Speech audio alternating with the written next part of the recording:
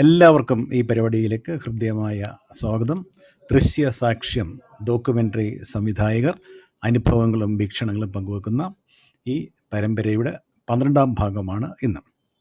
നമ്മുടെ അതിഥികൾ ശ്രീ MG അനീഷും മേലില രാജശേഖറുമാണ്.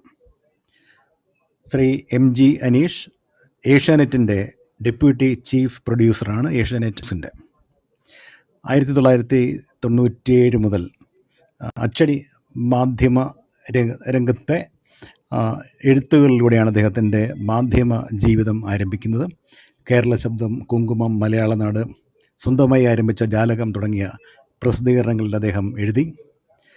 99 NTVയിൽ അദ്ദേഹം ടെലിവിഷൻ മാധ്യമ പ്രവർത്തനം ആരംഭിച്ചു.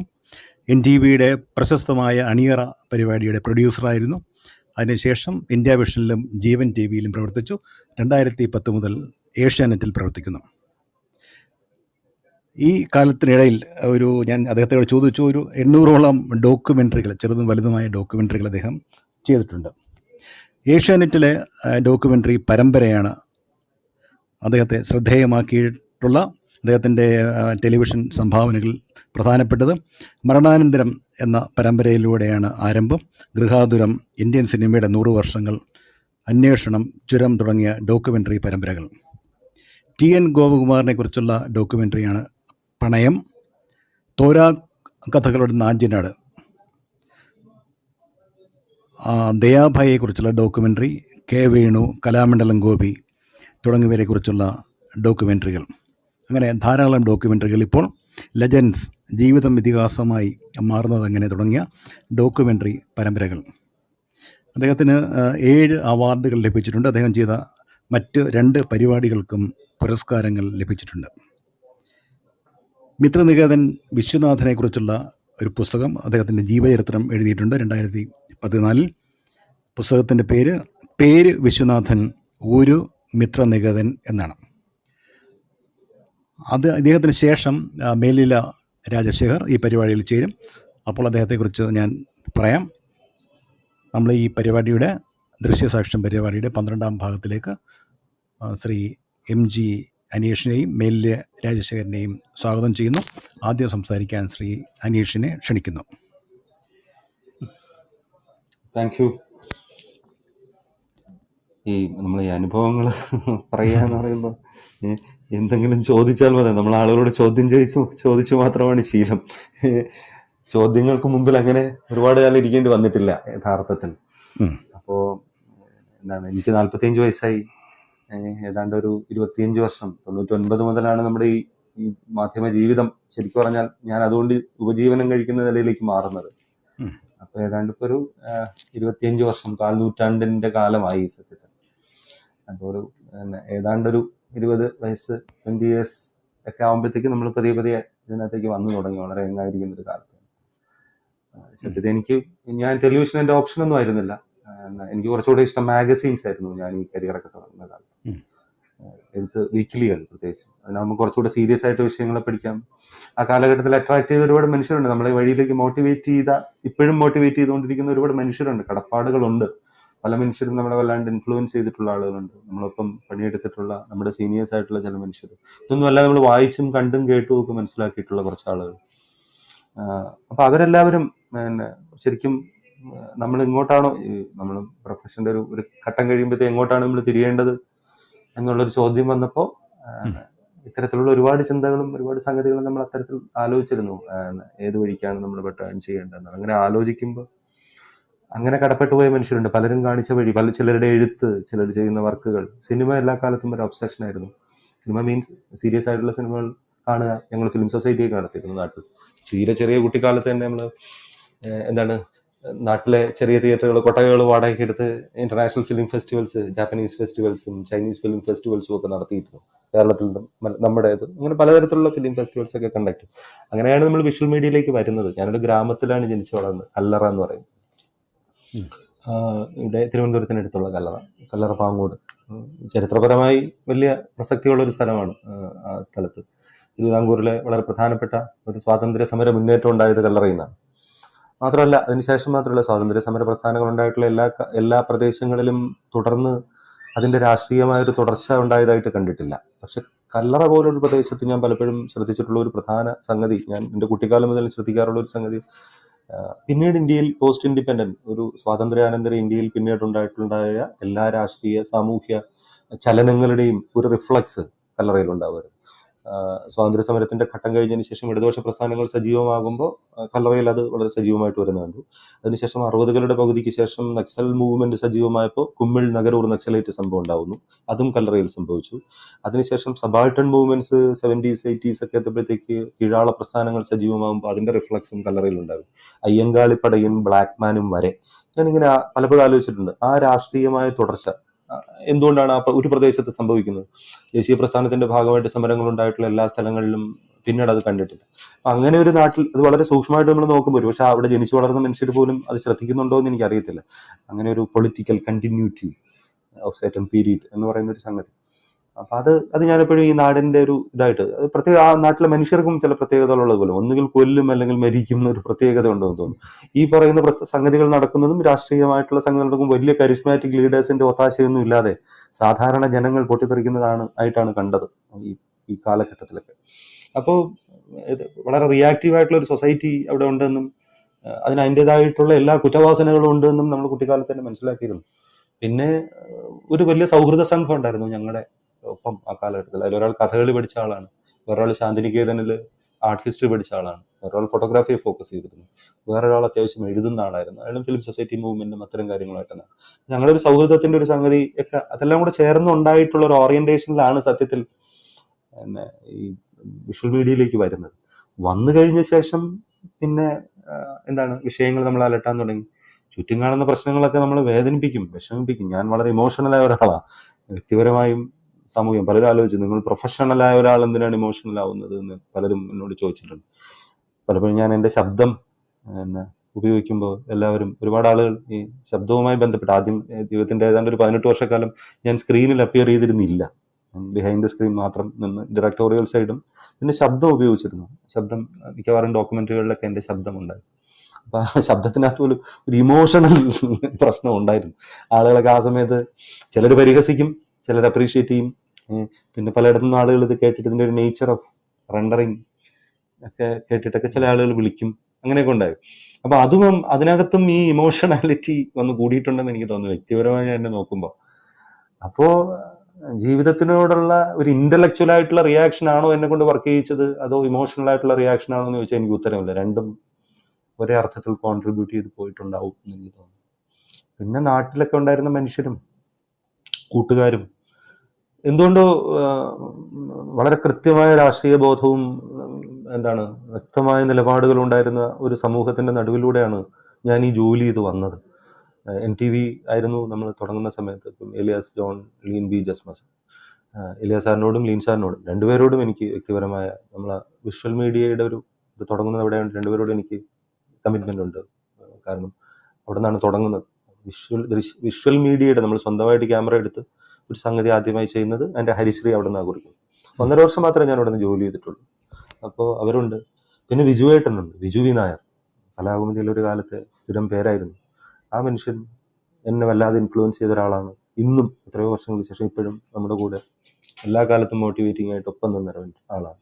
പിന്നെ ഒത്തിരി മനുഷ്യരുണ്ട്, രവിയേട്ടൻ, ജയരാജേട്ടൻ, കെ ഗോവിന്ദൻകുട്ടി, രവിവർമ്മ. ഏഷ്യാനെറ്റിൽ തന്നെ വന്നു കഴിഞ്ഞാൽ MGR, രത്നാകരേട്ടൻ, അങ്ങനെ ഒത്തിരി ആള്, നിരവധി പേരെ എനിക്ക് പറയേണ്ടി വരും. ഓർത്തു കഴിഞ്ഞാൽ എനിക്ക് അങ്ങനെ പലരും നമ്മളെ ഇങ്ങനെ ഇത്തരം വർക്കിൽ, കാരണം കേരളത്തിലെ ടെലിവിഷൻ ഇത്തരത്തിലുള്ള വർക്കുകളിൽ നിന്നൊക്കെ സമ്പൂർണ്ണമായിട്ട് മാറിപ്പോയ ഒരു കാലഘട്ടത്തിലും 25 വർഷം അത്തരത്തിൽ കോംപ്രമൈസ് ചെയ്യാതെ ഡോക്യുമെന്ററികൾ എടുത്ത് ജീവിക്കാൻ കഴിഞ്ഞു എന്ന് പറയുന്നത് ഞാൻ അത്ഭുതത്തോടുകൂടി ആലോചിക്കാറുണ്ട് പലപ്പോഴും.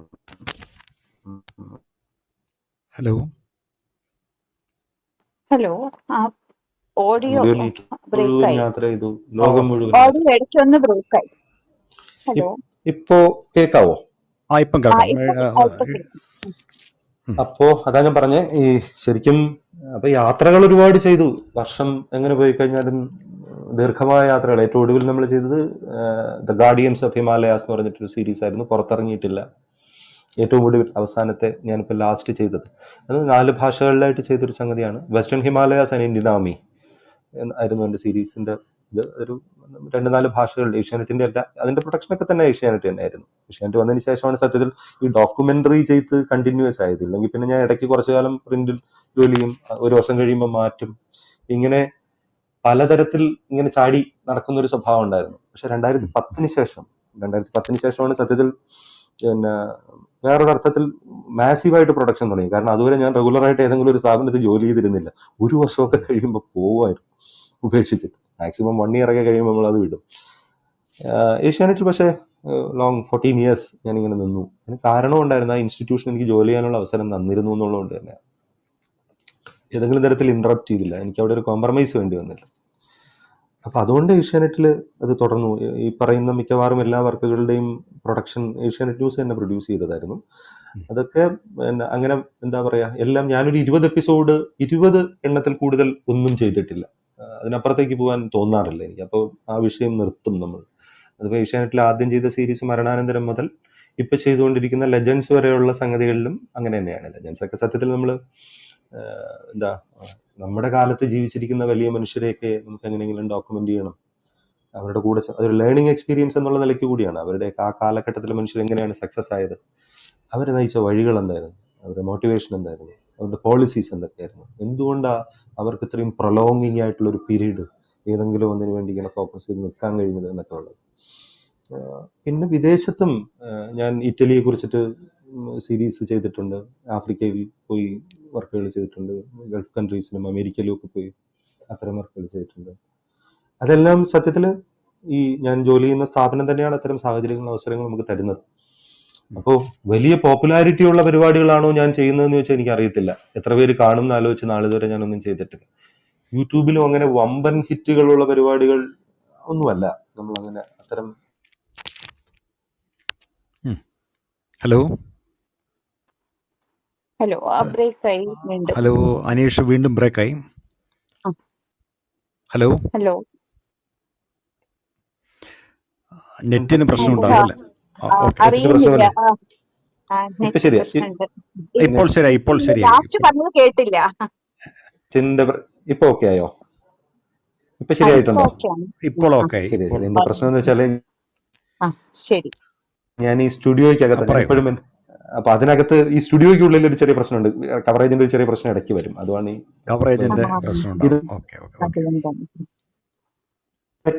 ഇതൊക്കെയാണ് നമ്മുടെ ഒരു എന്താ പറയാ പോക്ക്. ഇടയ്ക്ക് വീണ്ടും പോകുന്നുണ്ട്, ഇടയ്ക്ക് ബ്രേക്ക് ആവും. അത് മൂവ് ചെയ്യാതെ ഒരു സ്ഥലത്തിരുന്ന് കഴിഞ്ഞാൽ കൃത്യമായി ഇടയ്ക്ക് ബ്രേക്ക്. ഞാൻ മൂവ് ചെയ്യുന്നില്ല സത്യത്തിൽ. ഞാൻ ഹെഡ്ഫോൺ വെച്ചിട്ടാണ്. ഇപ്പൊ ഓക്കെ പറയാം. പിന്നെ അങ്ങനെ പോട്ടെ. അപ്പൊ ഇതൊക്കെയാണ് നമ്മുടെ ഒരു എന്താ പറയാ. പിന്നെ ഒരുപാട് ഞാൻ പറയുന്നത് ഈ ചെയ്യാൻ പ്രേരിപ്പിച്ചത് സത്യം പറഞ്ഞാൽ എനിക്ക് മുമ്പേ പോയ കുറെ മനുഷ്യരാ. പലതും അവർ ചെയ്യുന്നത് കണ്ട് ആണ് നമ്മൾ ആലോചിച്ചത് ഇങ്ങനെയൊക്കെ ചെയ്യാൻ പറ്റുമോ ഈ പണി എന്ന് നമ്മൾ ആലോചിക്കാൻ തുടങ്ങുന്നത്. അപ്പോൾ എന്നെയും എൻതൂസ് ചെയ്തു. പിന്നെ ഞാൻ ശരിക്കും പറഞ്ഞാൽ ഞാൻ പറഞ്ഞില്ല, എൻ്റെ ഈ വളരെ വൈകാരികമായിട്ടുള്ള എൻ്റെ സ്വഭാവം ഈ മനുഷ്യരുടെ പ്രശ്നങ്ങൾ എന്നെ വല്ലാതെ അലട്ടുമായിരുന്നു. അതൊരു വലിയ കുഴപ്പമാണ്. നമ്മുടെ പലരും പറഞ്ഞിട്ടുണ്ട് ഇങ്ങനെ ഇമോഷണലായിട്ട് എങ്ങനെയാണ് ഒരു ദുരന്തം കണ്ടു നിൽക്കാൻ. ഞാൻ അതിനെക്കുറിച്ച് വർക്കൊക്കെ ചെയ്താലും നമ്മളെ ഇമോഷണലി വല്ലാതെ ബാധിക്കും. നാളുകളോളം വർക്കുകൾ എന്നെ ബാധിക്കും. ഞാൻ അതിനകത്ത് ഇൻവോൾവ് ആയി പോകുന്ന ഒരു പ്രകൃതമുണ്ട് എനിക്ക്. നമ്മൾ അതിൽ നിന്ന് പുറത്തിറങ്ങാൻ കഴിയാത്തൊരു സിറ്റുവേഷൻ പലപ്പോഴും അനുഭവിച്ചിട്ടുണ്ട്. അതിന് മാത്രമൊക്കെ ഉള്ള എന്തെങ്കിലും വർക്കുകൾ ഞാൻ ചെയ്തിട്ടുണ്ടോ എന്നുള്ളതും ഞാൻ ആലോചിക്കാറുണ്ട്. അങ്ങനെയൊക്കെ പറയാൻ ഒരു എമൗണ്ട് ഓഫ് വർക്ക് ഒരുപക്ഷെ ടെലിവിഷൻ സമ്പൂർണ്ണമായിട്ട് വേറൊരു തരം കണ്ടന്റിലേക്ക് പോയ കാലത്ത് അത്തരം പരിപാടികളെ കുറെ കാലം കൂടി റീറ്റെയിൻ ചെയ്യിക്കാൻ കഴിഞ്ഞു. കുറച്ചു കാലത്തേക്ക് വല്ലപ്പോഴും ഇടയ്ക്കും മുറയ്ക്കുമെങ്കിലും ഈ ഏഷ്യാനെറ്റ് മാത്രമാണ് ഇപ്പോൾ എനിക്ക് തോന്നുന്നു അത്തരം പരിപാടികൾ റെഗുലറായി ചെയ്യുന്നത് ചാനലുകളിൽ. ബാക്കിയുള്ള എല്ലാവരും സത്യത്തിൽ ഈ ഡോക്യുമെന്ററി മേക്കിംഗ് ഒക്കെ സമ്പൂർണ്ണമായിട്ട് നിർത്തിയ മട്ട. പിന്നെ ഇവിടെ ചിലപ്പോഴും അത്തരം ചാൻസസ് എപ്പോഴും ബാക്കി കിടക്കുന്നത് കൊണ്ടാണെന്ന് തോന്നുന്നു. പിന്നെ നമുക്കും അങ്ങനെ ഒരു സിറ്റുവേഷൻ വരുന്നില്ലെങ്കിൽ പിന്നെ നമ്മളും ഇപ്പൊ കാണുന്ന പോലത്തെ ചർച്ച പോലത്തെ പരിപാടികളിലും ഇത്തരം ആളുകളെ തമ്മിലടിപ്പിച്ച് ബഹളമൊക്കെ വെക്കുന്ന തരത്തിലുള്ള ഓളത്തിൽ പൂട്ടുകളുടെ ഒരു ഇതിലേക്ക് നമ്മളും പെട്ടേനെ. അത് വേണ്ടി വരാത്തതാണ് ജീവിതത്തിലെ വലിയ ചാരിതാർത്ഥ്യം. ഹലോ, കേൾക്കുന്നു. ഇടയ്ക്ക് ബ്രേക്കായി. പിന്നെയും ബ്രേക്ക് ആയില്ലേ? ആ, അത് സാരമില്ല. ഓക്കെ. ഹെഡ്സെറ്റ് മാറ്റി കഴിഞ്ഞാൽ ചിലപ്പോ ശരിയാവോ? ഞാൻ എന്റെ ഹെഡ്സെറ്റ് സിഗ്നൽ ഞാൻ പ്രോബ്ലം. വേറൊരു ഇതിനകത്ത് നോക്കുമ്പോൾ എന്താ പ്രശ്നം വെച്ചാൽ, ഞാൻ ഈ ഭയങ്കര ഈ കഴിഞ്ഞ കുറെ ദിവസങ്ങളായിട്ട് ഇതിന്റെ പുറകെ നടന്നിട്ട് ഈ ഇത് എന്റെ ഹെഡ്സെറ്റ് എന്റെ ഇതിന്റെ ഇത് വെക്കുന്ന സംഗതിക്ക് ചാർജ് ഇല്ല. അപ്പൊ ഞാൻ ഇവിടെ ഇരുന്ന് അല്ലാത്ത വേറൊരു ഹെഡ്സെറ്റാണ് എടുത്ത് വെച്ചത്. ഹെഡ്സെറ്റ് ഇല്ലാതെ ഡയറക്റ്റ് ആയിട്ട് സംസാരിച്ചാൽ മതിയാവും. ഇതില് അതായിരിക്കും ക്ലിയർ ആവുക. ഹെഡ്സെറ്റ് ഇല്ലാതെയും കുഴപ്പമില്ല. ശരി ശരി ശരി ശരി ഓക്കെ. സ്റ്റുഡിയോന്റെ അകത്തല്ല. ഒരു മിനിറ്റ്, ഇപ്പൊ കേൾക്കാൻ പറ്റുന്നുണ്ടോ? ഓക്കെ. ഞാനിങ്ങനെ ഇരുന്ന് പ്രസംഗം തുടരുന്നതിൽ അർത്ഥമില്ലെന്ന് തോന്നുന്നു. ശരി, അങ്ങനെയാണെങ്കിൽ നമുക്ക് ചോദ്യം ചോദിക്കാം. ഒരുപാട് ചോദിക്കാനുണ്ട്. താങ്കൾ ലിങ്ക് അയച്ചു തന്ന മിക്കവാറും ഡോക്യുമെന്ററി ഞങ്ങൾ കണ്ടു. അതിലെ ആഖ്യാതാവായി താങ്കൾ പറഞ്ഞ പോലെ തന്നെ വളരെ വൈകാരികമായിട്ടുള്ള ഒരു നറേഷൻ ഉണ്ട് എല്ലാത്തിലും. പ്രത്യേകിച്ച് കെ വേണുവിനെ കുറിച്ചുള്ള ഡോക്യുമെന്ററി, ഈ ജയമോഹന്റെ ടി എൻ ഗോപകുമാറിന്റെ ജയമോഹന്റെ കഥകളെ ആസ്പദമാക്കിയുള്ള തോരാ കഥകളുടെ നാഞ്ചിനാട്, ദയാഭായിയെ കുറിച്ചുള്ള ഡോക്യുമെന്ററി, ഇതിലൊക്കെ നറേറ്റർ അതിനകത്തുണ്ട് അല്ലേ? സാധാരണ ഡോക്യുമെന്ററികൾ അങ്ങനെ കാണുന്ന അപൂർവമാണല്ലോ. എന്തുകൊണ്ടാണെന്നറിയില്ല, ഞാൻ അതിൽ നിന്ന് ഡിറ്റാച്ച്ഡ് ആയ ഒരാളല്ല. വ്യക്തിപരമായി എന്നെ അത് അലട്ടുന്നത് കൊണ്ടാണ് ഞാൻ അവരെ തേടി പോകുന്നത്.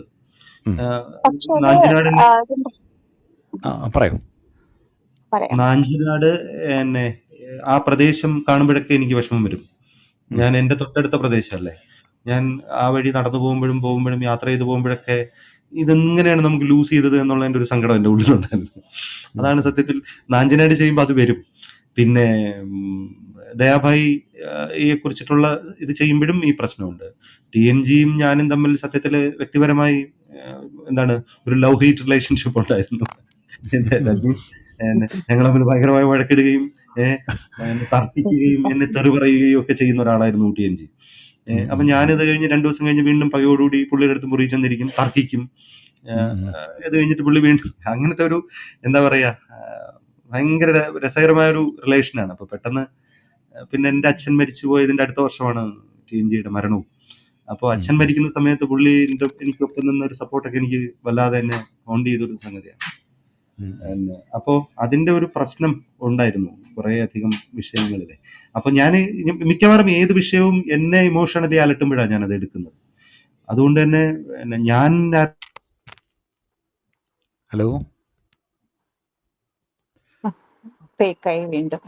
വീണ്ടും ബ്രേക്കായി. ചിലപ്പോ ഈ സ്റ്റുഡിയോന്റെ അകത്ത് സിഗ്നൽ ഇല്ലാത്തതിന്റെ പ്രോബ്ലം തന്നെയായിരിക്കും. അനീഷ അത് അല്ലേ? കേൾക്കുന്നില്ലല്ലോ.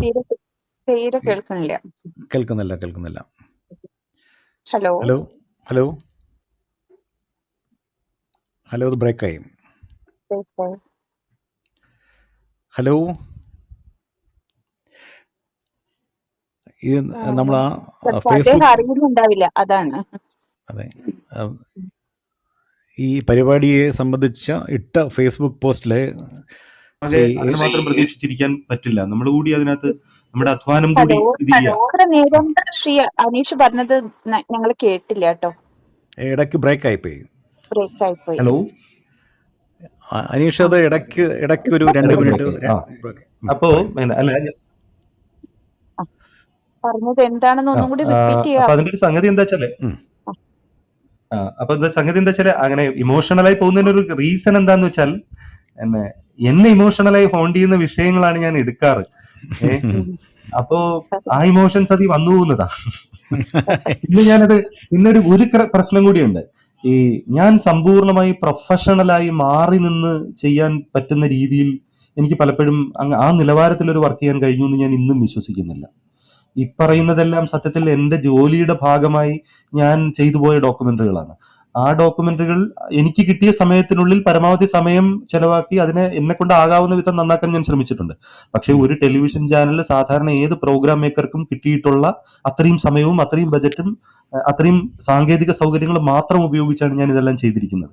അല്ലാതെ പുറത്തുനിന്ന് വേണ്ടത്ര സമയമെടുത്ത് യാത്ര ചെയ്ത് അങ്ങനെ വളരെ ലിമിറ്റഡ്. അതിൽ പറയുന്ന ദയാഭായിയുടെ എപ്പിസോഡ് ഞാൻ ഒരു പകലുകൊണ്ട് തീർത്തതായിരിക്കും. പലതും. പിന്നെ ഓ കാരണം അങ്ങനെ ഒരു മധ്യപ്രദേശിലെ പ്രശ്നം മധ്യപ്രദേശിലെ ഗ്രാമത്തിൽ പോയിട്ടാണ് ചെയ്തത് അല്ലേ? അല്ല, അതിന്റെ റഷസ് നമ്മുടെ കയ്യിൽ ഇവിടെ ഉണ്ടായിരുന്നു. മുൻപ് ഉണ്ടായിരുന്നു നമ്മൾ അല്ലേ? നമ്മൾ മുൻപ് പോയപ്പോൾ അത് കുറച്ച് വിഷ്വൽസ് നമ്മൾ എടുത്തിരുന്നു. ഉം. പിന്നെ ഇവിടെ ദയാഭായി വന്നപ്പോൾ ഒരു ദിവസം രാവിലെ പോയി വൈകുന്നേരം വരെ ഞാൻ ഷൂട്ട് ചെയ്തു. ഉം. വൈകുന്നേരം ഞാൻ അവരെ ട്രെയിൻ കയറ്റി വിട്ടു. എന്നിട്ട് പിറ്റേ ദിവസം ഒരു ദിവസമോ 2 ദിവസത്തോ എഡിറ്റ് കൊണ്ട് അത് ഒരു ഫൈനൽ പ്രൊഡക്റ്റ് ആവുമായിരുന്നു. ദയാഭായി അത്രേ എടുത്തിട്ടുള്ളൂ. ജയമോഹനും അത്രയൊക്കെ തന്നെ. ഒരു 2 ദിവസത്തിനപ്പുറം ഒന്നും അതിൽ പല ഭൂരിപക്ഷം ഡോക്യുമെന്ററികളും ഒരു 3 ഡേയ്സിനപ്പുറം പോസ്റ്റ് പ്രൊഡക്ഷൻ പോയിട്ടുണ്ടാവില്ല. ഈ ടി എൻ ഗോപകുമാറിന്റെ വിഷ്വൽസ് അതെന്ന് വെച്ചിട്ടുണ്ടെങ്കിൽ അവിടെ പോയി എടുത്തതല്ലാതെ അദ്ദേഹം ജീവിച്ചിരിക്കുമ്പോൾ ഉള്ളത് ഒരുപാട് കിട്ടാൻ സാധ്യതയില്ലേ ഏഷ്യനെറ്റിലായതുകൊണ്ട്?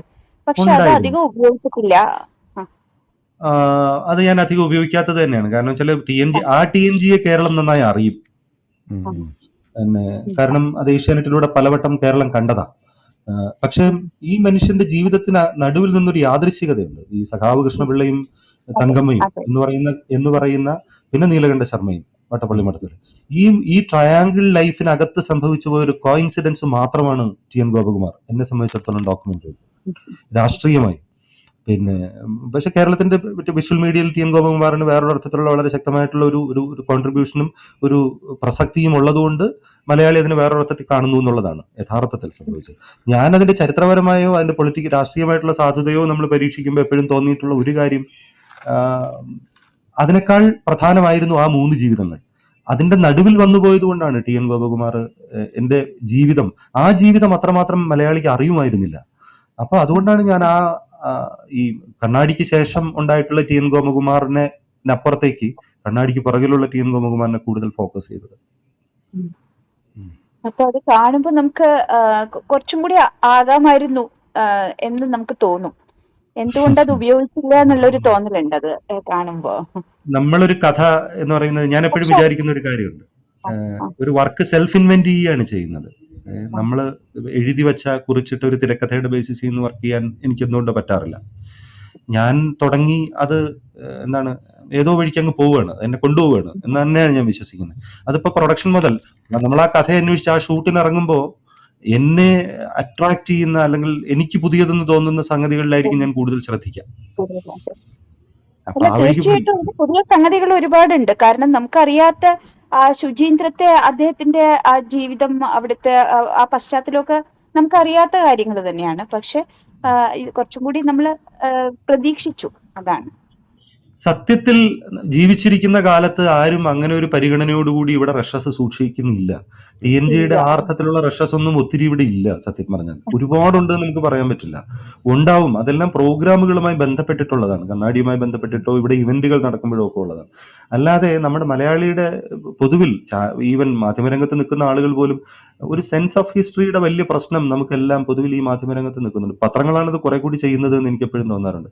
വിഷ്വൽസ് ദൃശ്യമാധ്യമത്തിനകത്ത് അത്തരത്തിലുള്ള ഒരു സംഗതിയെക്കുറിച്ചുള്ള ബോധ്യം സത്യത്തിൽ ഇനിയും നേരത്തെയുള്ള കഴിഞ്ഞ തലമുറയിൽ അടിയന്തര ഒരു പോസ്റ്റ് എമർജൻസി പീരീഡിൽ ഇവോൾവ് ചെയ്തിട്ടുള്ള ജേർണലിസ്റ്റുകളുടെ കാലമാണ് നമ്മൾ ഈ പറയുന്ന TNG അടക്കമുള്ള മാധ്യമപ്രവർത്തകരുടെ കാലം. അവർ കുറച്ചുകൂടി കുറച്ചുകൂടി ഡെമോക്രാറ്റിക് ആയിട്ടുള്ള ഒരു ഇതുണ്ടായിരുന്നു. പക്ഷെ അതും കഴിഞ്ഞിട്ട് കാലം മുന്നോട്ട് പോകുമ്പോൾ നിലനിൽക്കുന്ന ഭൗതിക സാഹചര്യങ്ങൾ ഏത് മനുഷ്യന്റെയും കാഴ്ചപ്പാടിനെ സ്വാധീനിക്കുമല്ലോ. അപ്പൊ ആ അർത്ഥത്തിൽ ഒരു കാലത്തിന്റെ പൊതു സ്വഭാവം ആ കാലഘട്ടത്തിൽ ജീവിക്കുന്ന മനുഷ്യരെയും ഇൻഫ്ലുവൻസ് ചെയ്തിട്ടുണ്ട്. അതുകൊണ്ട് തന്നെ അങ്ങനെ ഒരു ചരിത്രത്തെ അങ്ങനെ പ്രിസർവ് ചെയ്യുന്ന ഒരു സംഗതി വിഷ്വൽ മീഡിയ ആ അർത്ഥത്തിൽ ഇന്നും ഉത്തരവാദിത്വത്തോടെ ചെയ്യുന്നു എന്ന് ഞാൻ വിചാരിക്കുന്നില്ല. സത്യമാണത്. അത് വളരെ അപൂർവം. അത് കുറച്ചെങ്കിലും ചെയ്യാനുള്ള ഒരു മനസ്സ് ഏഷ്യാനെറ്റ് കാണിക്കുന്നത് കൊണ്ടാണ് നമ്മളിപ്പോഴും ഇവിടെ തുടരുന്നത്. ശ്രീകുമാരൻ തമ്പിയിലേക്ക് എങ്ങനെയാണ് പോയത്?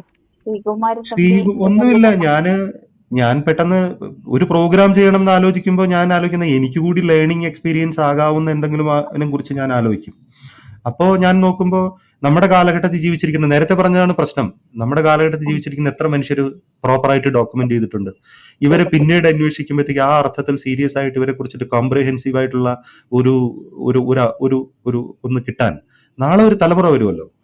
അപ്പൊ ഞാനിത് അടൂർ സാറിനോട് ചോദിച്ചിട്ടുണ്ട്, എന്തിനാ സാറേ നമ്മൾ ഈ കാണുന്ന പരിപാടിയൊന്നും മനുഷ്യർക്ക് വേണ്ട, ഇത്തരം പരിപാടികളൊന്നും ആർക്കും താല്പര്യമില്ല, എന്തിനാണ് പിന്നെ നമ്മൾ ഇങ്ങനെ നടന്ന് അധ്വാനിക്കുന്നത് എന്ന് എനിക്ക് ചിലപ്പോഴൊക്കെ തോന്നുന്നുണ്ടെന്ന് ഒരിക്കൽ ഒരു അല്ലാത്തൊരു ഇന്റർവ്യൂവിന്റെ ഘട്ടത്തിൽ വെറുതെ സാറിനോട് പറഞ്ഞു. ആ സ്വാതന്ത്ര്യം വല്ലപ്പോഴും തന്നിട്ടുള്ളതുകൊണ്ട് എനിക്ക്. അപ്പൊ പുള്ളി അന്ന് എന്നോട് ചോദിച്ച മറുപടി ഉണ്ട്. ഇപ്പോ ഒരു 25-30 വർഷം കഴിഞ്ഞാൽ സൂക്ഷിക്കാൻ എടുത്തു വെച്ച് അടുത്ത ഒരു തലമുറയ്ക്ക് കൃത്യമായിട്ടൊരു പിക്ചർ കിട്ടുന്ന എത്ര വർക്കുകൾ നിങ്ങളുടെ ലൈബ്രറിയിൽ ബാക്കിയുണ്ടാവും ആ അർത്ഥത്തിൽ? ഒരു വ്യക്തിയെക്കുറിച്ച്, ഒരു കാലത്തെക്കുറിച്ച്, ചില മുഹൂർത്തങ്ങളെക്കുറിച്ച് ഒക്കെ എന്ന് പുള്ളി എന്നോട് ചോദിച്ചു. സത്യത്തിൽ ഞാൻ പറഞ്ഞു വളരെ കുറച്ച് വർക്കുകളേ ഉണ്ടാവുള്ളൂ. പിന്നെ ഡേ ടു ഡേ വരുന്ന സംഗതികൾ, വെള്ളപ്പൊക്കം, പ്രളയം, അത് എന്താണ് ട്രാജഡികള്, മറ്റു ദുരന്തങ്ങൾ, അതൊക്കെ ചാനലുകൾ ഡോക്യുമെന്റ് ചെയ്യുന്നുണ്ട്. പക്ഷെ അല്ലാതെ ഒരാൾ ചെയ്ത വർക്കായിട്ട് ആ അർത്ഥത്തിൽ ഇപ്പൊ കണ്ണാടിയും അത്തരത്തിലുള്ള പരിപാടികൾ ഒക്കെ അതിന്റെ ഒരു ഘട്ടമുണ്ട്. അങ്ങനത്തെ കുറേയധികം പരിപാടികൾ ഏഷ്യാനെറ്റ് ആ കാലഘട്ടത്തിൽ ചെയ്തിരുന്നു. അങ്ങനെ ഉണ്ട്. ഏഷ്യാനെറ്റിന് അങ്ങനെ ഒരു റോള് കേരളത്തിലുണ്ട്. ഒരു കഴിഞ്ഞൊരു 90-കൾക്ക് ശേഷമുള്ള സാധനത്തിൽ ഡോക്യുമെന്റേഷൻ ഉണ്ട്. അപ്പോൾ പുള്ളി എന്ന് പറഞ്ഞൊരു സാധനം അങ്ങനെ വരുമ്പോൾ നാളത്തെ ഒരു ജനറേഷനെ സംബന്ധിച്ചിടത്തോളം ഇത് ഫ്യൂച്ചർ പ്രൊഡക്റ്റ് ആണെന്ന് കരുതിയാൽ പോരെ. അടുത്ത് ഇതൊക്കെ കഴിഞ്ഞു പോകുമ്പോൾ ഈ മനുഷ്യരുടെ കാലവും നമ്മുടെ കാലവും കഴിഞ്ഞു വരുന്ന ഒരു തലമുറയ്ക്ക് ആരായിരുന്നു ഈ മനുഷ്യൻ എന്ന് ചോദിക്കുമ്പോൾ കോംപ്രഹെൻസീവ് ആയിട്ടൊരു വിഷ്വൽ ഡോക്യുമെന്റ് അതെന്നേ ഞാൻ കരുതിയിട്ടുള്ളൂ. അപ്പൊ പിന്നെ അതിൽ എനിക്കൊരു സന്തോഷമുണ്ട്. ഈ മനുഷ്യരുടെ കൂടെ കുറച്ച് ദിവസം നടക്കാം, അവര് നമ്മളോട് മനസ്സ് തുറന്ന് സംസാരിക്കും, നമ്മൾ പണ്ട് അവരെ കുറിച്ച് കരുതിയ കാര്യങ്ങളൊക്കെ അവരോട് ചോദിക്കാം. അപ്പൊ എങ്ങനെയാണ് ഇവർ ഇത്രയും ദീർഘമായിട്ടുള്ള ഒരു ടെണുവർ ഈ പ്രൊഫഷനിൽ നിർത്തിയതെന്ന് മനസ്സിലാക്കാനും കൂടിയുള്ള എന്റെ ഒരു കൊതി കൊണ്ടുകൂടിയാണ്. ഇതൊരു ബയോപിക് ആയിരുന്നു അല്ലേ ശ്രീകുമാരൻ തമ്പിയുടെ? പിന്നെ ഞാൻ ഹേമ Legends ഹേ- എന്നൊരു ഹേ- series ഹേമ ഉണ്ട്. ഹേമ ഒരു മിനിറ്റ്, ശ്രീ മേലിലെ രാധാകൃഷ്ണൻ എത്തിയിട്ടുണ്ട്. പിന്നെ അദ്ദേഹത്തിന് ഒരു ക്ഷണം അയച്ചിട്ടുണ്ട്. അദ്ദേഹം അത് സ്വീകരിച്ചിട്ട് മുകളിലേക്ക് വരണം എന്ന് അഭ്യർത്ഥിക്കുന്നു. അദ്ദേഹത്തിന്റെ ഹാൻഡ് റൈസിംഗ് ബട്ടൺ അദ്ദേഹം പ്രസ് ചെയ്തിട്ടുണ്ട്. അദ്ദേഹം എത്തിയിട്ടില്ല മുകളിലേക്ക്. അദ്ദേഹം വരും. മുകളിലേക്ക് എത്തിയിട്ട് ഓക്കെ അദ്ദേഹം ഓക്കെ. ശ്രീ അനീഷ് കണ്ടിന്യൂ ചെയ്യാം അല്ലേ? എന്നോട് എന്തോ ചോദിച്ചിരുന്നു എന്ന് തോന്നുന്നു. സംഗീതാത്മകമാണ്, അത് ബയോപിക് ആണ് എന്നാണ് നമ്മൾ കാണുമ്പോൾ മനസ്സിലാക്കുന്നത്. ഒരുപാട് സംഗീതം വളരെ അധികം നന്നായിട്ട് ഉപയോഗിച്ചിട്ടുണ്ട്. അത് ഈ എല്ലാ ഡോക്യുമെന്ററികളിലും അത് എടുത്തു പറയേണ്ടതാണ്.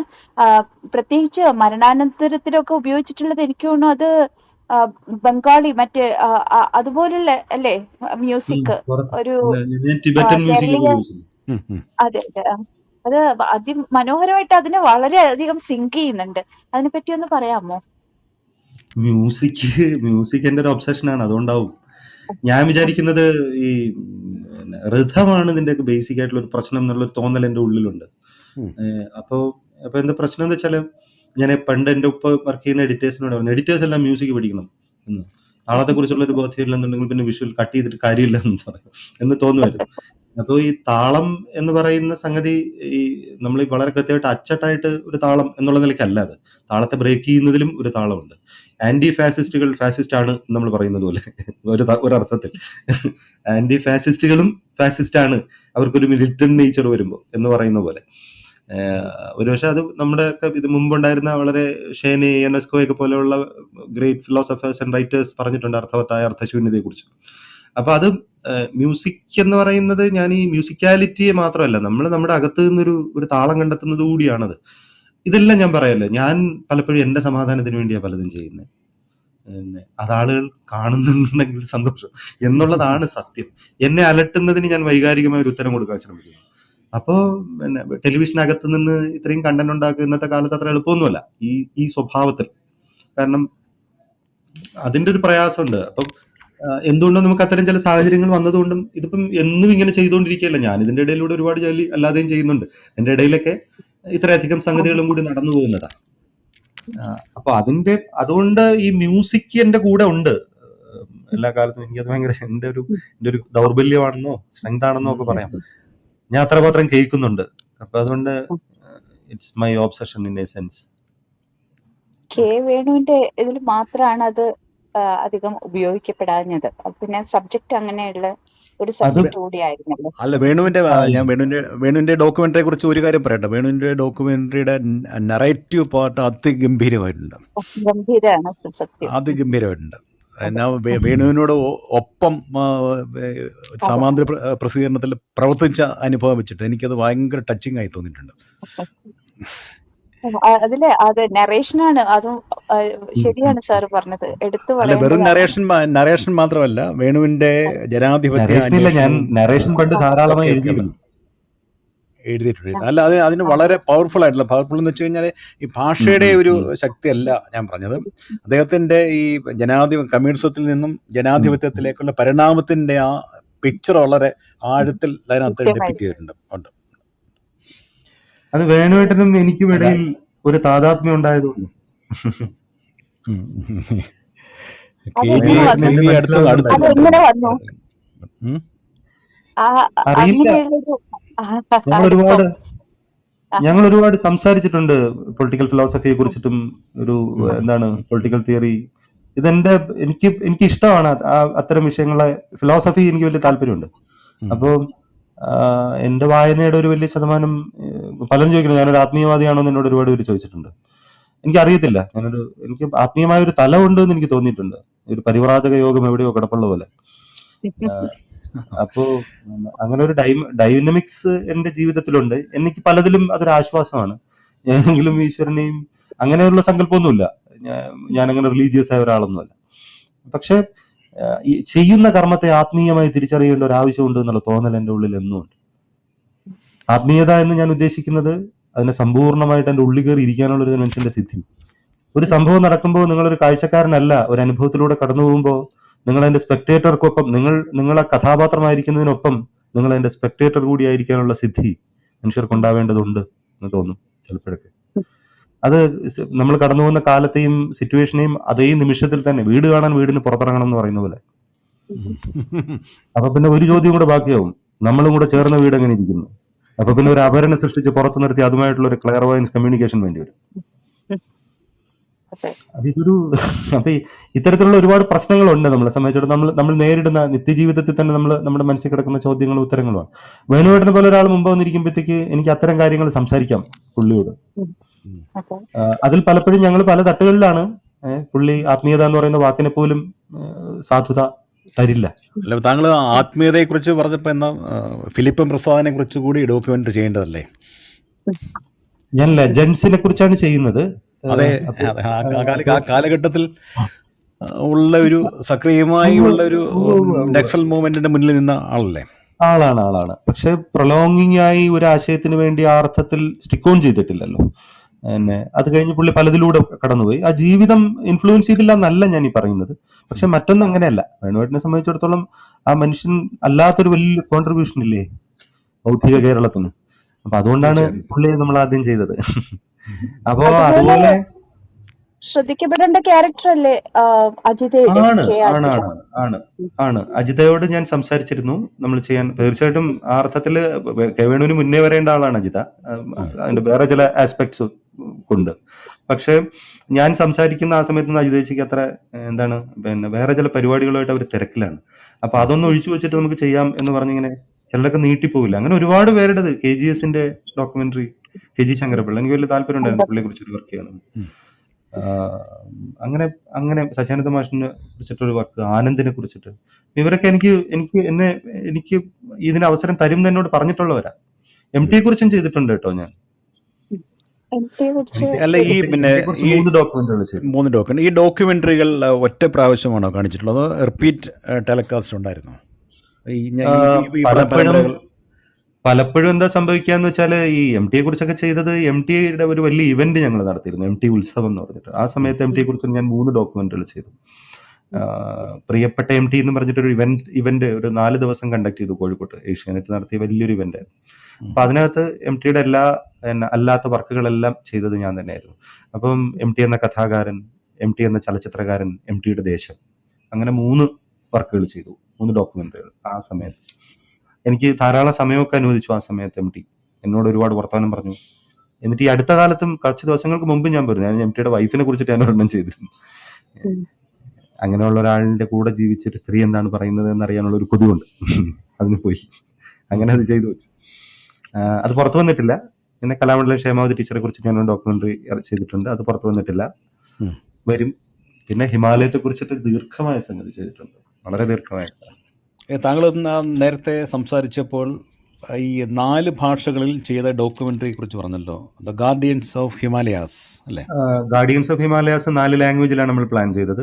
പിന്നെ അതുപോലെ തന്നെ ഞാനൊരു ഗാന്ധി സീരീസ് ചെയ്തിരുന്നു. ഞാനും MG രാധാകൃഷ്ണൻ കൂടിയാണ് ചെയ്തത്. ഞങ്ങൾ രണ്ടുപേരും കൂടി ഒരു ഗാന്ധിവധത്തെ കുറിച്ചുള്ള അല്ലേ? ഗാന്ധി വധത്തെ അത് 8 എണ്ണം ഉള്ള ഒരു സംഗതിയാണ്, ഒരു പ്ലേലിസ്റ്റ് ആണത്. അതിൽ ആദ്യത്തേതാണ് ഞാൻ അയച്ചു തന്ന ലിങ്ക്. ബാക്കി അതിനകത്ത് 7 എണ്ണം ബാക്കി കിടപ്പുണ്ട് ഗാന്ധി സീരീസ്. ഗാന്ധിവധത്തെ കുറിച്ചുള്ള ഡോക്യുമെന്ററി അത്ര നന്നായില്ല ആദ്യം മുതൽ അവസാനം വരെ നന്നായില്ല എന്ന് എനിക്കൊരു വിയോജനമുണ്ട് അതിനകത്ത്. അതിൻ്റെ നറേറ്റീവ് പാർട്ട് മുതൽ അതിൻ്റെ ഗവേഷണം ഉൾപ്പെടെ എല്ലാം നരേറ്റീവ് MGR ചെയ്തത്, ഞാൻ എന്റെ ഡയറക്ഷൻ മാത്രമേ ചെയ്തിട്ടുള്ളൂ. അത് ഒട്ടും ശരിയായില്ല എന്നൊരു അഭിപ്രായം എഴുതിയത് ഞാനല്ല, MGR ആണ് എഴുതിയത്. ശബ്ദവും MGRന്റെ ആയിരുന്നു. അയ്യോ, MGR ഞാനൊക്കെ ഒന്നിച്ച് അദ്ദേഹത്തിനോടൊപ്പം ആണ് 85 ഞാൻ എൻ്റെ മാതൃഭൂമി ജീവിതം ആരംഭിക്കുന്നതെന്ന്. TN ഗോപകുമാറുണ്ട്, എല്ലാവരും ഉണ്ട്. എനിക്കറിയാം, ആ ബാച്ച് മുഴുവൻ എനിക്കറിയാം. അത് മാത്രമല്ല, ഞാനന്ന് സംസാരിച്ച് പറയാൻ വിട്ടുപോയത് 2010-ലോ 2011-ലോ TN ഗോപകുമാർ കോഴിക്കോട് വന്നപ്പോൾ അദ്ദേഹത്തിൻ്റെ മാധ്യമ ജീവിതത്തെക്കുറിച്ച് സുദീർഘമായ ഒരു അഭിമുഖം ഞാൻ എടുത്തിരുന്നു. അത് കോഴിക്കോട് ആകാശവാണിയുടെ ശബ്ദശേഖരത്തിലുണ്ട്. ദയാഭായിയുടെയും ഇതേപോലെ വളരെ ലെങ്തി ആയിട്ടുള്ള ബയോഗ്രഫിക്കൽ ഇൻ്റർവ്യൂ തൃശ്ശൂർ ആകാശവാണി ചെയ്തിട്ടുണ്ട്. TNG ഒക്കെ വളരെ ഈ മാതൃഭൂമിയിൽ വർക്ക് ചെയ്യുന്ന സമയത്ത് അദ്ദേഹം ഡൽഹിയിലായിരുന്നു. ഒന്നിച്ച് കാണാനൊന്നും വളരെ അപൂർവമായിട്ട് മാത്രമേ കണ്ടിട്ടുള്ളൂ. അതിനുശേഷം ഞാൻ ഡൽഹിയിലുള്ള സമയത്ത് TN ഗോപകുമാറുമായിട്ട് വളരെ അടുത്ത് ബന്ധപ്പെട്ട് അദ്ദേഹത്തിന് ഒപ്പം കുറേ ദിവസങ്ങൾ സഞ്ചരിച്ചിട്ടുണ്ട്. അപ്പം ഞാൻ താങ്കൾ പറഞ്ഞപ്പോൾ ഇതൊക്കെ ഓർക്കുകയായിരുന്നു ഞാൻ. ഓക്കെ, TNG നടന്ന വഴി കൂടെ മിക്കവാറും എല്ലാം ഇതിന് ശേഷം എനിക്ക് പോകേണ്ടി വന്നിട്ടുണ്ട്. അത് ഈ ശുചീന്ദ്രത്തെ കുറിച്ച് പറഞ്ഞപ്പോൾ KV മോഹൻകുമാറിന്റെ നോവലുണ്ട്, എടലാക്കുടി പ്രണയരേഖകൾ. അത് P കൃഷ്ണപിള്ളയെ അവിടെ ജയിലിലേക്ക് അയച്ചിട്ട് ആ സമയത്താണല്ലോ ഹിന്ദി പഠിപ്പിക്കാനായി വന്ന പുസ്തകം കൊടുത്ത ഗോപകുമാർ.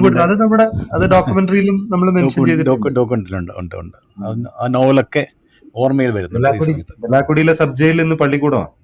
അതെ.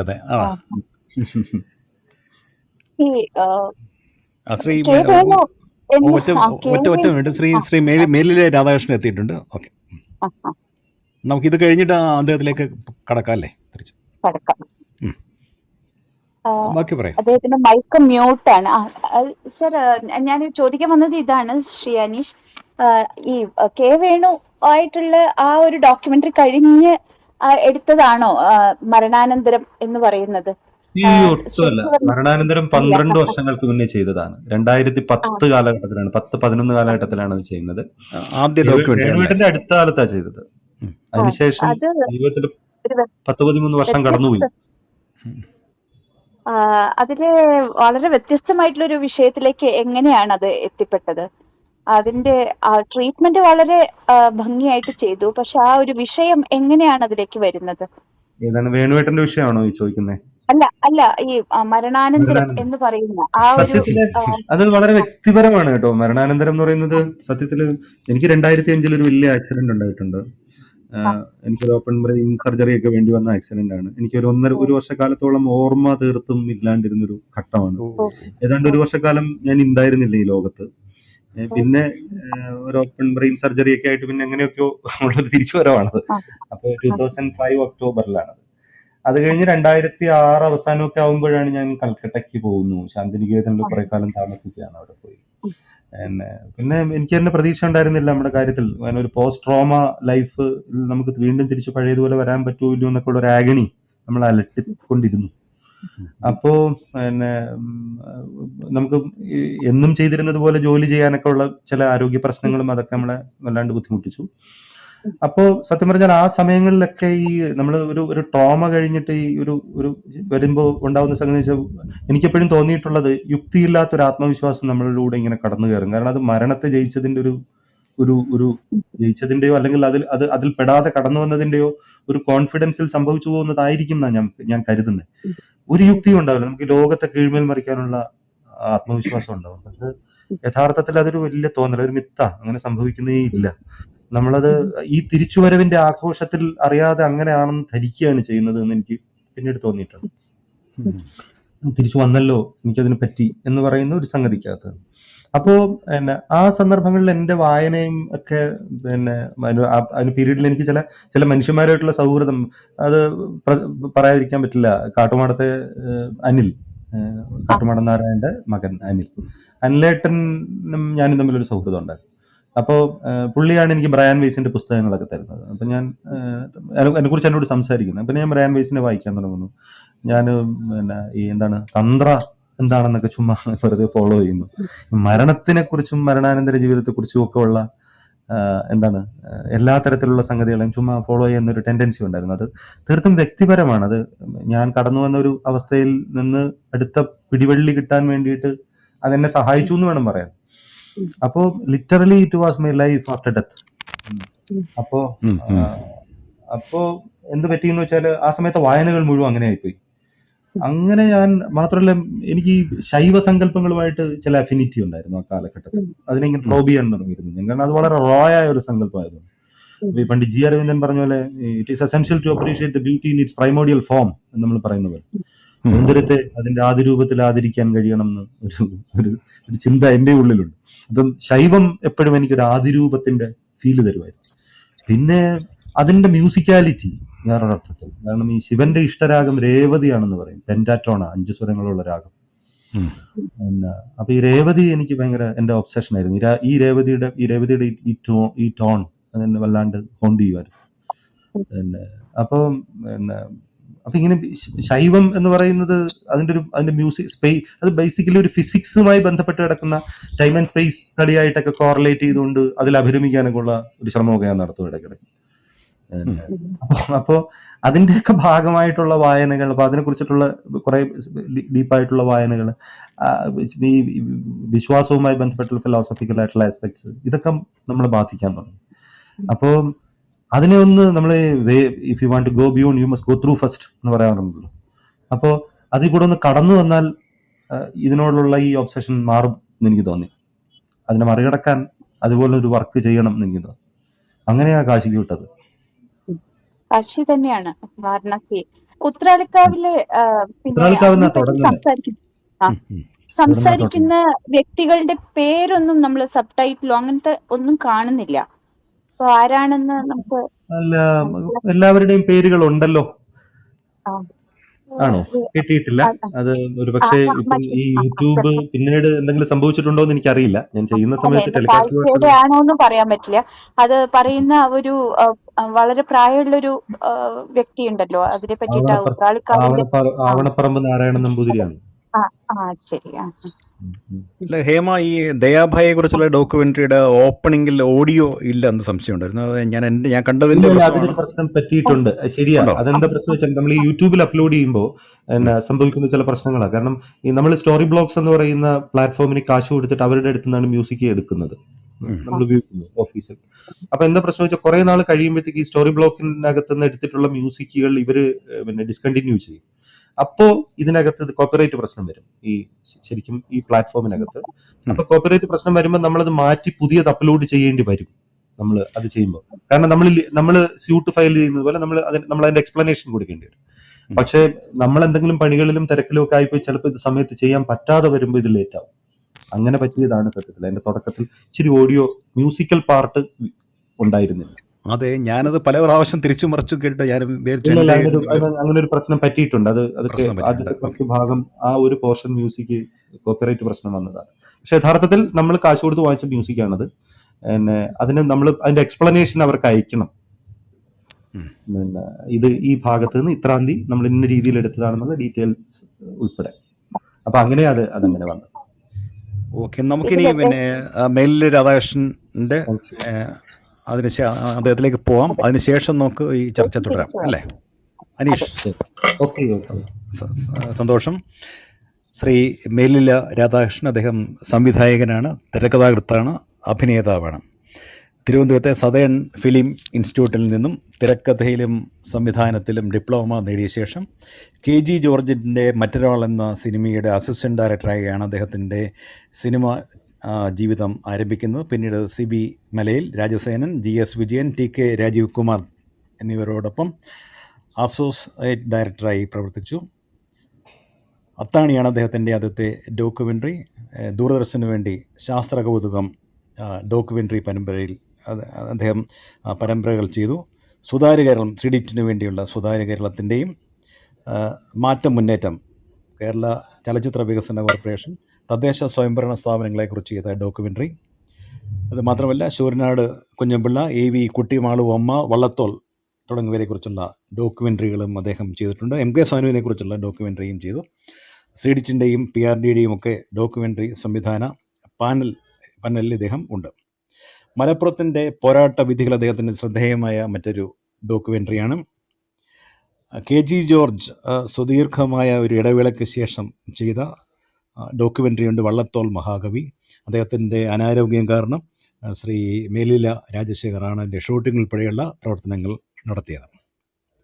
ഭാഗ്യതാരകം, ഇതൊരു പെൺകുട്ടി, ആദിവാസി പെൺകുട്ടി, ആദിവാസി ഊരിൽ നിന്നും 140 കിലോമീറ്റർ സഞ്ചരിച്ച് കോവിഡ് കാലത്ത് 10ാം ക്ലാസ് പരീക്ഷ എഴുതി ആ സംഭവത്തെ ആസ്പദമാക്കി PRDക്ക് വേണ്ടി ചെയ്ത ഡോക്യുമെൻ്ററി. അങ്ങനെ ഒട്ടേറെ ഡോക്യുമെൻ്ററികൾ അദ്ദേഹം ചെയ്തിട്ടുണ്ട്. മാത്രമല്ല അദ്ദേഹത്തിൻ്റെ ഒരു ഫീച്ചർ ഫിലിം, ഒറ്റ ഫിലിം മാത്രമാണ് അദ്ദേഹം ചെയ്തിട്ടുള്ളത്, വൈറ്റ് ബോയ്സ്. 4 സംസ്ഥാന പുരസ്കാരങ്ങൾ ഈ ചിത്രത്തിന് ലഭിച്ചിട്ടുണ്ട്.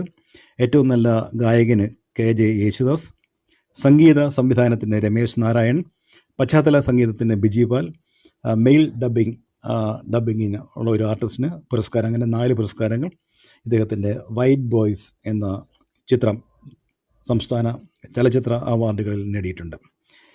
2007 കനൽപ്പൂവ് കൈരളി ചാനലിന് വേണ്ടി ചെയ്ത ചിത്രത്തിന് 2 സംസ്ഥാന ടെലിവിഷൻ അവാർഡുകളും ഇദ്ദേഹത്തിന് ലഭിച്ചിട്ടുണ്ട്. അപ്പോൾ ആ അനുഭവങ്ങൾ പങ്കുവെക്കാൻ ശ്രീ മേലില രാജശേഖറിനെ ക്ഷണിക്കുന്നു. നമസ്കാരം. നമസ്കാരം. നമസ്കാരം. ആദ്യം ആകെ ഒരു യാത്രയുടെ ഇടയിലും എല്ലാം കൂടി ടെൻഷനായി, എത്താനായിട്ട് സാധിക്കുമെന്ന് തന്നെ സംശയമായിരുന്നു. ഇപ്പം കുഴപ്പമില്ല, സാധിച്ചു. കുറച്ച് സാങ്കേതികമായ തടസ്സങ്ങളൊക്കെ ആദ്യം ഉണ്ടായി, അതാണ് ഒന്ന് എൻട്രാവാൻ ലേറ്റായത്. ഓക്കെ, പ്രദീപ് സാർ, നമസ്കാരം. നമസ്കാരം. ശ്രീ അനീഷ്, നമസ്തേ. എല്ലാവർക്കും, കേട്ടുകൊണ്ടിരിക്കുന്ന എല്ലാവർക്കും നമസ്കാരം. ഞാൻ സിനിമയിൽ KG ജോർജ് സാറിൻ്റെ അസിസ്റ്റൻ്റായിട്ടാണ് പ്രൊഫഷണൽ ആരംഭിക്കുന്നത് എങ്കിലും അതിന് മുൻപൊരു നമ്മുടെ പ്രധാനപ്പെട്ട ഒരു ഇൻട്രഡക്ഷൻ തന്നതിൽ പറയുന്നത് പോലെ ഞാനൊരു ഇൻസ്റ്റിറ്റ്യൂട്ട് പഠനത്തിൻ്റെ ഒരു ബാക്കിങ്ങിലാണ് വരുന്നത്. സ്വാഭാവികമായിട്ടും ഈ ഒരു ഫിലിം ജേർണലിസത്തിൽ ഇത്തിരി താല്പര്യം ഉണ്ടായിരുന്നുണ്ട്. ചിത്രഭൂമി, മാതൃഭൂമി, കേരള കൗമുദി, ഫിലിം മാഗസിൻ, ഇവയിലൊക്കെ അക്കാലത്ത് ഫിലിം ജേർണലിസം ചെയ്തിരുന്നു. സ്വാഭാവികമായിട്ടും ആകാശവാണിയിൽ ഒരുപക്ഷെ പ്രദീപ് സാറിന് കുറച്ചുകൂടെ പെട്ടെന്ന് കിട്ടും. ശ്രീകണ്ഠൻ ചേട്ടൻ എൻ്റെ നാട്ടുകാരനാണ്, R. ശ്രീകണ്ഠൻ നായർ. അപ്പോൾ അദ്ദേഹം അവിടെ ഉണ്ടായിരുന്നത് കൊണ്ട് ഞാൻ അവിടെ ഒരുപാട് പ്രഭാതഭേരിയിൽ ഒരുപാട് എപ്പിസോഡ്സ് ചെയ്തിട്ടുണ്ട്. അപ്പം അതിൽ നിന്ന് സ്വാഭാവികമായി ഉരുത്തിരിഞ്ഞ ഒരു ഡോക്യുമെന്റേഷൻ സ്വഭാവമായിരിക്കാം എന്നെ ഡോക്യുമെന്ററിയിലേക്ക് നയിച്ചതെന്ന് ഞാൻ കരുതുന്നു. ഞാൻ വളരെ അപ്രതീക്ഷിതമായിട്ടാണ് ഡോക്യുമെന്ററിയിലേക്ക് വരുന്നത്. കാരണം ജോർജ് സാറിൻ്റെ സിനിമ കഴിഞ്ഞിട്ട് സിബി സാറിൻ്റെ കിരീടമൊക്കെ വർക്ക് ചെയ്ത് കഴിഞ്ഞിട്ടാണ് ഈ സുഗതകുമാരി ടീച്ചറിൻ്റെ ചാരിറ്റബിൾ ഇൻസ്റ്റിറ്റ്യൂഷൻസിനെ ബേസ് ചെയ്തിട്ടൊരു ഡോക്യുമെന്ററി നിർമ്മിക്കാനായിട്ട് എൻ്റെ തന്നെ ഒരു സുഹൃത്ത്, ഒരു പഴയ ലോഡ്ജ്മേറ്റ് ട്രിവാൻഡ്രത്തെ, അദ്ദേഹം ഒരു എഞ്ചിനീയർ ആയിരുന്നു അമേരിക്കയിൽ. അദ്ദേഹത്തിന് സുഗതകുമാരി ടീച്ചറിനോടുള്ള ഒരു അറ്റാച്ച്മെന്റ് കൊണ്ട് അവരുടെ ചാരിറ്റബിൾ ഇൻസ്റ്റിറ്റ്യൂഷൻസിനെ ബേസ് ചെയ്ത് ഒരു ഡോക്യുമെന്ററി ചെയ്യണം എന്ന് എന്നോട് പറയുകയും അതാണ് എൻ്റെ ആദ്യമായ ഡോക്യുമെന്ററി ആയിട്ട് അത് നടക്കുകയും ചെയ്തത്. അത് 1990 അത്താണി, പകൽ വീട്, ബോധി എന്ന് പറയുന്ന അന്നത്തെ മൊത്തം ചിതറിക്കിടന്ന ചാരിറ്റബിൾ ഇൻസ്റ്റിറ്റ്യൂഷൻസിനെ ഒരു കേന്ദ്രത്തിലേക്ക്, ഇപ്പോൾ ഉള്ള പേയാടുള്ള ഒരു ഒറ്റ സെന്ററിലേക്ക് കൊണ്ടുവരുന്നതിന് സഹായകമായ ഒരു ഡോക്യുമെന്ററി അത്. കാരണം ഇത് US വലിയ വ്യാപകമായി മലയാളികളിലേക്ക് എത്തിക്കാൻ കഴിഞ്ഞു. എന്താണ് സുഗതകുമാരി ടീച്ചറിന്റെ പ്രസ്ഥാനങ്ങളിലൂടെ നടക്കുന്നത് എന്നുള്ളത് അത് വളരെ വലിയൊരു ഫണ്ടിങ്ങിന് സാധ്യതയുണ്ടായി. അങ്ങനെയാണ് ഇത് അതായിരുന്നു ഈ ഡോക്യുമെന്ററിയുടെ പർപ്പസും ശരിക്കും. പിന്നെ സ്വാഭാവികമായിട്ട് സിനിമകളുടെ ഇടയിലുള്ള ഇന്റർവെൽസ് ആണ് ഞാൻ ഡോക്യുമെന്ററികളുടെ പിന്നാലെ സഞ്ചരിക്കുന്നത്. എനിക്ക് സത്യത്തില് പറഞ്ഞു കഴിഞ്ഞാൽ സിനിമയ്ക്കിടയിൽ എന്ന് വെച്ചാൽ കെട്ടാനുള്ള വള്ളി വൈക്കോലിൽ നിന്ന് തന്നെ എന്ന് പറയുന്നത് പോലെ ഞാൻ സിനിമയുടെ ആ ഗ്യാപ്പുകളിലാണ് ഞാൻ ഈ ഡോക്യുമെന്ററികൾ ചെയ്തിട്ടുള്ളത് പലപ്പോഴും. അങ്ങനെ സുഹൃത്തുക്കളായിട്ടുള്ള പലരും നമ്മുടെ CDTലും PRDയിലും ഒക്കെ ഉണ്ടായിരുന്നു. അവരുടെയൊക്കെ സഹായത്താൽ തന്നെയാണ് അവിടെയൊക്കെ ഞാൻ പാനൽ ഡയറക്ടറായിട്ട് വർക്കുകൾ ചെയ്തതും അവരുടെയൊക്കെ സഹായം അക്കാര്യത്തിൽ ഉണ്ടായിട്ടുണ്ട്. തിരിച്ച് നമ്മുടെ തൊട്ട് മുമ്പ് സംസാരിച്ചിട്ടുള്ള ശരത് ഡയറക്ടർ, അദ്ദേഹം നാട്ടുകാരനും കൂടിയാണ്. ഒപ്പം രമേശ് വിക്രമൻ, ഓഫ് കോഴ്സ് പ്രദീപ് സാറിന് അറിയാമായിരിക്കും, CDറ്റിലെ HOD ആയിരുന്നു. അങ്ങനെ പല സുഹൃത്തുക്കളും നമുക്ക് അത്തരത്തിലുള്ള സാഹചര്യങ്ങൾ ഉണ്ടാക്കി തന്നിട്ടുണ്ട് ഈ വർക്കുകളിലേക്ക് നമുക്ക് എത്താനായിട്ട്. ഹലോ ഹലോ, പറയാം. ഇനി എനിക്ക് പറയാൻ ഇഷ്ടം എന്ന് പറയുന്നത് ഒരു ചോദ്യത്തിന് മറുപടിയായിട്ട് പറയുന്ന ഒരു ശൈലിയിലേക്ക് പോകാനാണ് എനിക്കിഷ്ടം. ഒരുപാട് അനുഭവങ്ങൾ കുറെ നമുക്ക് ഇത്തരം ഡോക്യുമെന്ററികൾ ചെയ്തപ്പോൾ ഉണ്ടായിട്ടുണ്ട്. അപ്പൊ അത് ഒക്കെ ഷെയർ ചെയ്യാൻ താല്പര്യമുണ്ട്. കൂടുതൽ ഈ ഡോക്യുമെന്ററി ഫിലിം മേക്കിങ്ങിന്റെ ഒരു സ്വഭാവവും ഫീച്ചർ ഫിലിമിന്റെ ഒരു സ്വഭാവവും തമ്മിലുള്ള ഒരു വ്യത്യാസം നമുക്ക് ശരിക്കും ഫീൽ ചെയ്യും. അത് കാരണം പരിപൂർണമായും സ്വതന്ത്രമായ ഡോക്യുമെന്ററികൾ പൂർണ്ണമായ അർത്ഥത്തിൽ ചെയ്യാൻ എനിക്ക് സാധിച്ചിട്ടില്ല. കാരണം ഞാൻ എപ്പോഴും ഗവൺമെന്റിന്റെ ഒരു ഭാഗമായിട്ട് നിൽക്കുന്നത് കൊണ്ട് ഓഫ്കോഴ്സ് അതിനകത്തൊരു സ്വഭാവമുണ്ട്. ഗവൺമെന്റ് ഡോക്യുമെന്ററികൾ ചെയ്യുമ്പോൾ അതിനകത്ത് നിൽക്കേണ്ട ഒരു സ്ഥലമുണ്ട്. ആ സ്പേസിൽ നിന്നുകൊണ്ടാണ് നമ്മൾ ചെയ്യുന്നത്. ഈ നമ്മൾ ഫ്രീ ആയിട്ട് നമ്മൾ സ്വതന്ത്രമായി കണ്ടെത്തുന്ന ഒരു കണ്ടന്റ് ചെയ്യുന്നത് പോലെ നമുക്ക് അത്ര സ്വാതന്ത്ര്യത്തിൽ ചെയ്യാൻ പറ്റില്ല. നിഷ്കർഷത ഉണ്ടാവും, കൃത്യമായ പ്രചരണത്തിന്റെ ഒരു ലക്ഷ്യം അതിലുണ്ടാവും ഗവൺമെന്റ് ഡോക്യുമെന്റുകൾക്ക്. ഓഫ്കോഴ്സ് അത് അങ്ങനെ വരുമ്പോൾ നമുക്ക് ഒരു സ്വാതന്ത്ര്യത്തിന്റെ പ്രശ്നം അവിടെ വരുന്നുണ്ട്. പക്ഷെ എങ്കിലും ബയോഗ്രഫീസ് ചെയ്യുമ്പോഴാണ് കുറച്ചും കൂടി നമുക്ക് കൂടുതൽ സ്വാതന്ത്ര്യം കിട്ടുന്നത്, നമുക്ക് നന്നായി ചെയ്യാൻ കഴിയുന്നത്. ഞാൻ ഡോക്യുമെന്ററി നിർമ്മാണത്തിൽ കണ്ടിട്ടുള്ള ഒരു ഏറ്റവും വലിയ ഒരു സന്തോഷം എന്ന് പറയുന്നത് നമുക്ക് നമ്മുടെ ക്രിയേറ്റിവിറ്റി ആർക്കും ബോധ്യപ്പെടുത്താതെ ചെയ്യാനുള്ള ഒരു സ്വാതന്ത്ര്യം. ആരെയും നമുക്ക് ഒന്നും പ്രൂവ് ചെയ്യാൻ ഇല്ല. നമ്മൾ ചെയ്യുന്ന പ്രവൃത്തിയോട് നമുക്ക് നീതി പുലർത്താൻ കഴിയും. നമുക്ക് കിട്ടുന്ന ഫണ്ട് നമുക്കധികം ലാഭം വേണ്ട എന്ന് വെച്ചാൽ നമുക്കത് ഭംഗിയായിട്ട് ചെയ്യാൻ കഴിയും. ആ ഒരു വൃത്തിയായി ചെയ്യാൻ ശ്രമിക്കുന്ന ഒരു സ്വഭാവമാണ് എനിക്കുള്ളത്. അങ്ങനെ ചെയ്തു വരുന്നതിന്റെ ഒരു ഭാഗത്താണ് എനിക്ക് എപ്പോഴും വർക്കുകളിൽ അപ്രിസിയേഷൻ കിട്ടുന്നതും മറ്റും. പിന്നെ ഇതെല്ലാം സർക്കാർ വർക്കുകളായതുകൊണ്ട് ഞാൻ പലപ്പോഴും ഇത്തരം കാര്യങ്ങൾ ബഹുമതികൾക്കായിട്ട് അയക്കാൻ ചില തടസ്സങ്ങളുണ്ട്. കാരണം ഗവൺമെന്റിന്റെ അത്തരം ഫോർമാലിറ്റീസിലേക്ക് പോകണം. അതുകൊണ്ടൊക്കെ തന്നെ ഇതിന്റെ ഒന്നും പിന്നിലേക്ക് പോകാറുമില്ല. ഈ അവാർഡ്സിന് അയക്കുക, ഫെസ്റ്റിവൽസിന് അയക്കുന്നത് പോലും, കാരണം അത് PRD ചെയ്യേണ്ട ഉത്തരവാദിത്തങ്ങൾ PRD ചെയ്യുന്നില്ല എന്നുള്ളതിലുള്ളൊരു അമർഷം കൂടി അതിനകത്ത് ഉണ്ടായിക്കാൻ തന്നെയാണ് അത്തരം കാര്യങ്ങളിൽ ഞാൻ പിന്നോട്ട് വലിയുന്നതും. അതാണ് എൻ്റെ യാഥാർത്ഥ്യം. ഈ ഡോക്യുമെൻ്ററികളിൽ, ജീവചരിത്ര ഡോക്യുമെൻ്ററികൾ, പ്രത്യേകിച്ച് ചൂരനാട് കുഞ്ഞമ്പിള്ള, AV കുട്ടിമാളുമ്മ, പിന്നെ MK സാനു, ഈ ഡോക്യുമെൻ്ററികളുടെ ഈ ഗവേഷണം, സ്ക്രിപ്റ്റുകൾ, അതിൻ്റെ ആ സംവിധാനത്തെക്കുറിച്ച് അത് താങ്കളുടെ കോൺട്രിബ്യൂഷൻ ഉണ്ടോ അതിനകത്ത്? അതോ അവർ തന്ന? തീർച്ചയായിട്ടും എൻ്റെ ഒപ്പം എല്ലാ കാലത്തും റിസർച്ചിലും ഇതിൻ്റെ നരേഷൻ പാർട്ടിലും എൻ്റെ ഒരു ഫ്രണ്ടുണ്ട്. അദ്ദേഹം കുറിയടുത്ത താത്രി എന്ന നോവൽ എഴുതിയിട്ടുള്ള ഒരു കഥാകാരനാണ്. മലപ്പുറം ഇടപ്പാൾ സ്വദേശിയാണ് നന്ദനാണ് എൻ്റെ മിക്കവാറും എല്ലാ വർക്കുകളിലും റിസർച്ചിൽ ഒപ്പം ഉണ്ടാകുന്നത്. ഒപ്പം ബ്യൂട്ടിഫുള്ളായിട്ടുള്ള നരേഷൻ ടെക്സ്റ്റ് അദ്ദേഹമാണ് ചെയ്യുന്നത്. നരേഷൻ ഇല്ലാതെ ഞാൻ ഡോക്യുമെന്റിൽ ചെയ്തിട്ടുണ്ട്. ഇപ്പം ജോർജ് സാറിന് വേണ്ടി, KG ജോർജ് സാറിന് വേണ്ടി ചെയ്ത വള്ളത്തോൾ മഹാകവിയിൽ, അതേപോലെ ഞാൻ ചെയ്ത സാനു മാഷിന്റെ ഡോക്യുമെന്റിലൊന്നും നരേഷനേ ഇല്ല. വിത്തൗട്ട് നരേഷനാണ് അതൊക്കെ ചെയ്തേക്കുന്നത്. പക്ഷെ നരേഷനുള്ള ഡോക്യുമെന്ററികൾ, നരേഷൻ ആവശ്യമുള്ള ഒരുപാട് സന്ദർഭങ്ങൾ വരും. നമുക്ക് കമ്മ്യൂണിക്കേറ്റ് ചെയ്യാൻ നരേഷൻ വേണം. ഉദാഹരണം മലപ്പുറത്തിന്റെ പോരാട്ട വീഥികൾ എന്നുള്ള ഇപ്പം നമ്മുടെ ആസാദി കാ അമൃത് മഹോത്സവത്തിന് വേണ്ടി ചെയ്ത ഡോക്യുമെന്ററിയിൽ നരേഷൻ ഇല്ലാതെ പറ്റില്ല. കാരണം അത് ചരിത്ര സംഭവമാണ്. ഈ ഒരു പീരീഡ് നമ്മൾ അതിൽ പറയുന്നുണ്ട്. അപ്പം അതിനെ നമുക്ക് കമ്മ്യൂണിക്കേറ്റ് ചെയ്യാൻ നരേഷൻ ആവശ്യമാണ്. അതിന് വേറെ മാർഗമൊന്നുമില്ല. ഇന്റർവ്യൂസ് മാത്രമായാൽ ബോറായി പോകും. അതുകൊണ്ട് നരേഷൻ സംഗീതം അത്തരത്തിലൊക്കെ എന്നെ സഹായിക്കുന്നത് നന്ദന്റെ ഒരു ഇത് കൂടിയുണ്ട് എൻ്റെ സ്ക്രീൻ പ്ലേയിൽ. അദ്ദേഹത്തിൻ്റെ ഒരു പങ്കാളിത്തം ഉണ്ട് എപ്പോഴും. ഈ വള്ളത്തോൾ മഹാകവി, ഞാൻ ആമുഖത്തിൽ പറഞ്ഞ പോലെ KG ജോർജിന് വേണ്ടി അദ്ദേഹം രോഗബാധിതനായ സമയത്ത് താങ്കളത് പൂർത്തീകരിച്ചു എന്നാണ് പറഞ്ഞിട്ടുള്ളത്. അതിനെക്കുറിച്ച് വിശദാംശങ്ങളൊന്ന് പറയാമോ?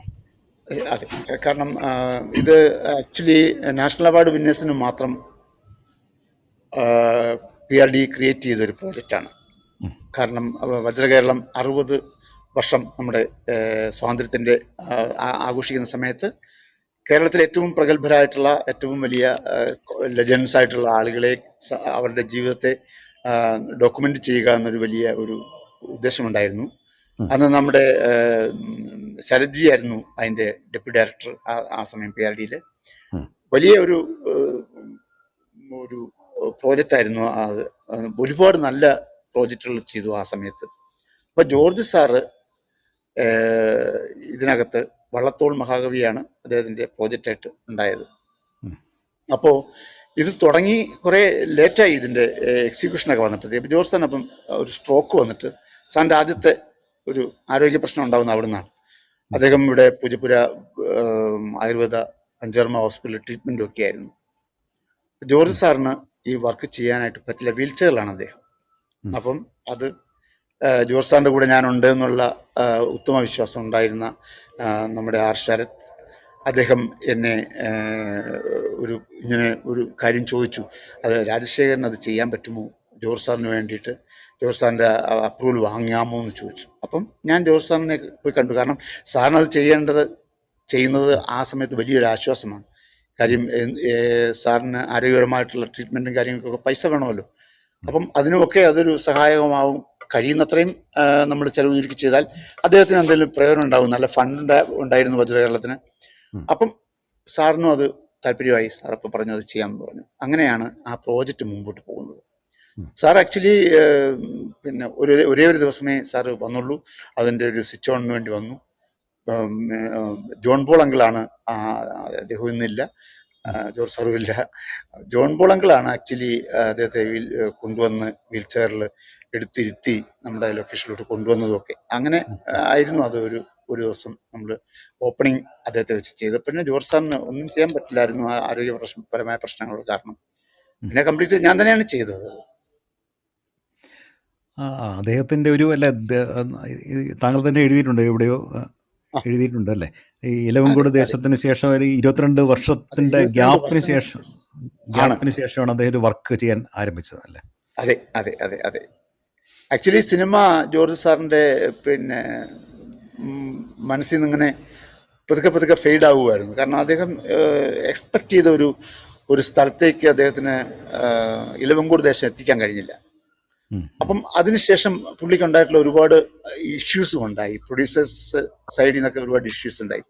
അപ്പോൾ അദ്ദേഹം മാനസികമായിട്ട് ശരിക്കും പറഞ്ഞു കഴിഞ്ഞാൽ പുള്ളി സിനിമയോടുള്ള പുള്ളി ഭയങ്കരമായ സെൻസിറ്റീവായ ഒരാളല്ലേ. അപ്പൊ അദ്ദേഹത്തിന്റെ മനസ്സിൽ സിനിമ നഷ്ടപ്പെടുന്നതായിട്ട് അദ്ദേഹത്തിന് തോന്നി തുടങ്ങി.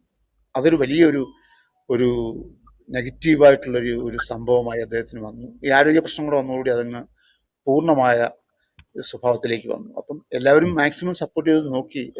ഈവൻ അദ്ദേഹത്തിന്റെ വൈഫ് പോലും ഒരുപാട് കുറ്റപ്പെടുത്തിയൊക്കെ സംസാരിച്ച ഇന്റർവ്യൂസ് ഒക്കെ നമ്മൾ കണ്ടിട്ടുണ്ട്. ആ ഡോക്യുമെന്ററി ചെയ്യുമ്പോഴും സാർ തുറന്നു പറഞ്ഞൊരു കാര്യമുണ്ട്, എൻ്റെ മനസ്സിൽ സിനിമ മരിച്ചു, എനിക്കിനി സിനിമ ചെയ്യാൻ പറ്റില്ല. അത് അദ്ദേഹത്തിന്റെ ബോധ്യമാണ്. അത് വേറെ ആർക്കും ഒന്നും ചെയ്യാൻ പറ്റില്ല, അദ്ദേഹത്തിന് മാത്രമല്ലേ അതിനെക്കുറിച്ച് അറിയാൻ പറ്റുള്ളൂ. ആ സമയത്ത് അതിന്റെ ഒരു ഇടവേളയിലാണ് ഈ ഡോക്യുമെന്ററി.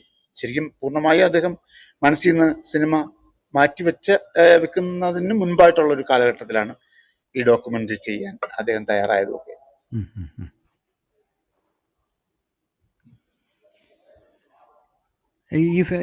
ഇതിന്റെ ലിങ്ക് എവിടെയെങ്കിലും ഉണ്ടോ സോഷ്യൽ മീഡിയയിലോ? ഇത് PRD അവരുടെ സൈറ്റിലുണ്ട്. PRDയുടെ സൈറ്റിൽ ഈ ഡോക്യുമെന്ററി ഉണ്ട്. വള്ളത്തോൾ മഹാകവി ഉണ്ട്.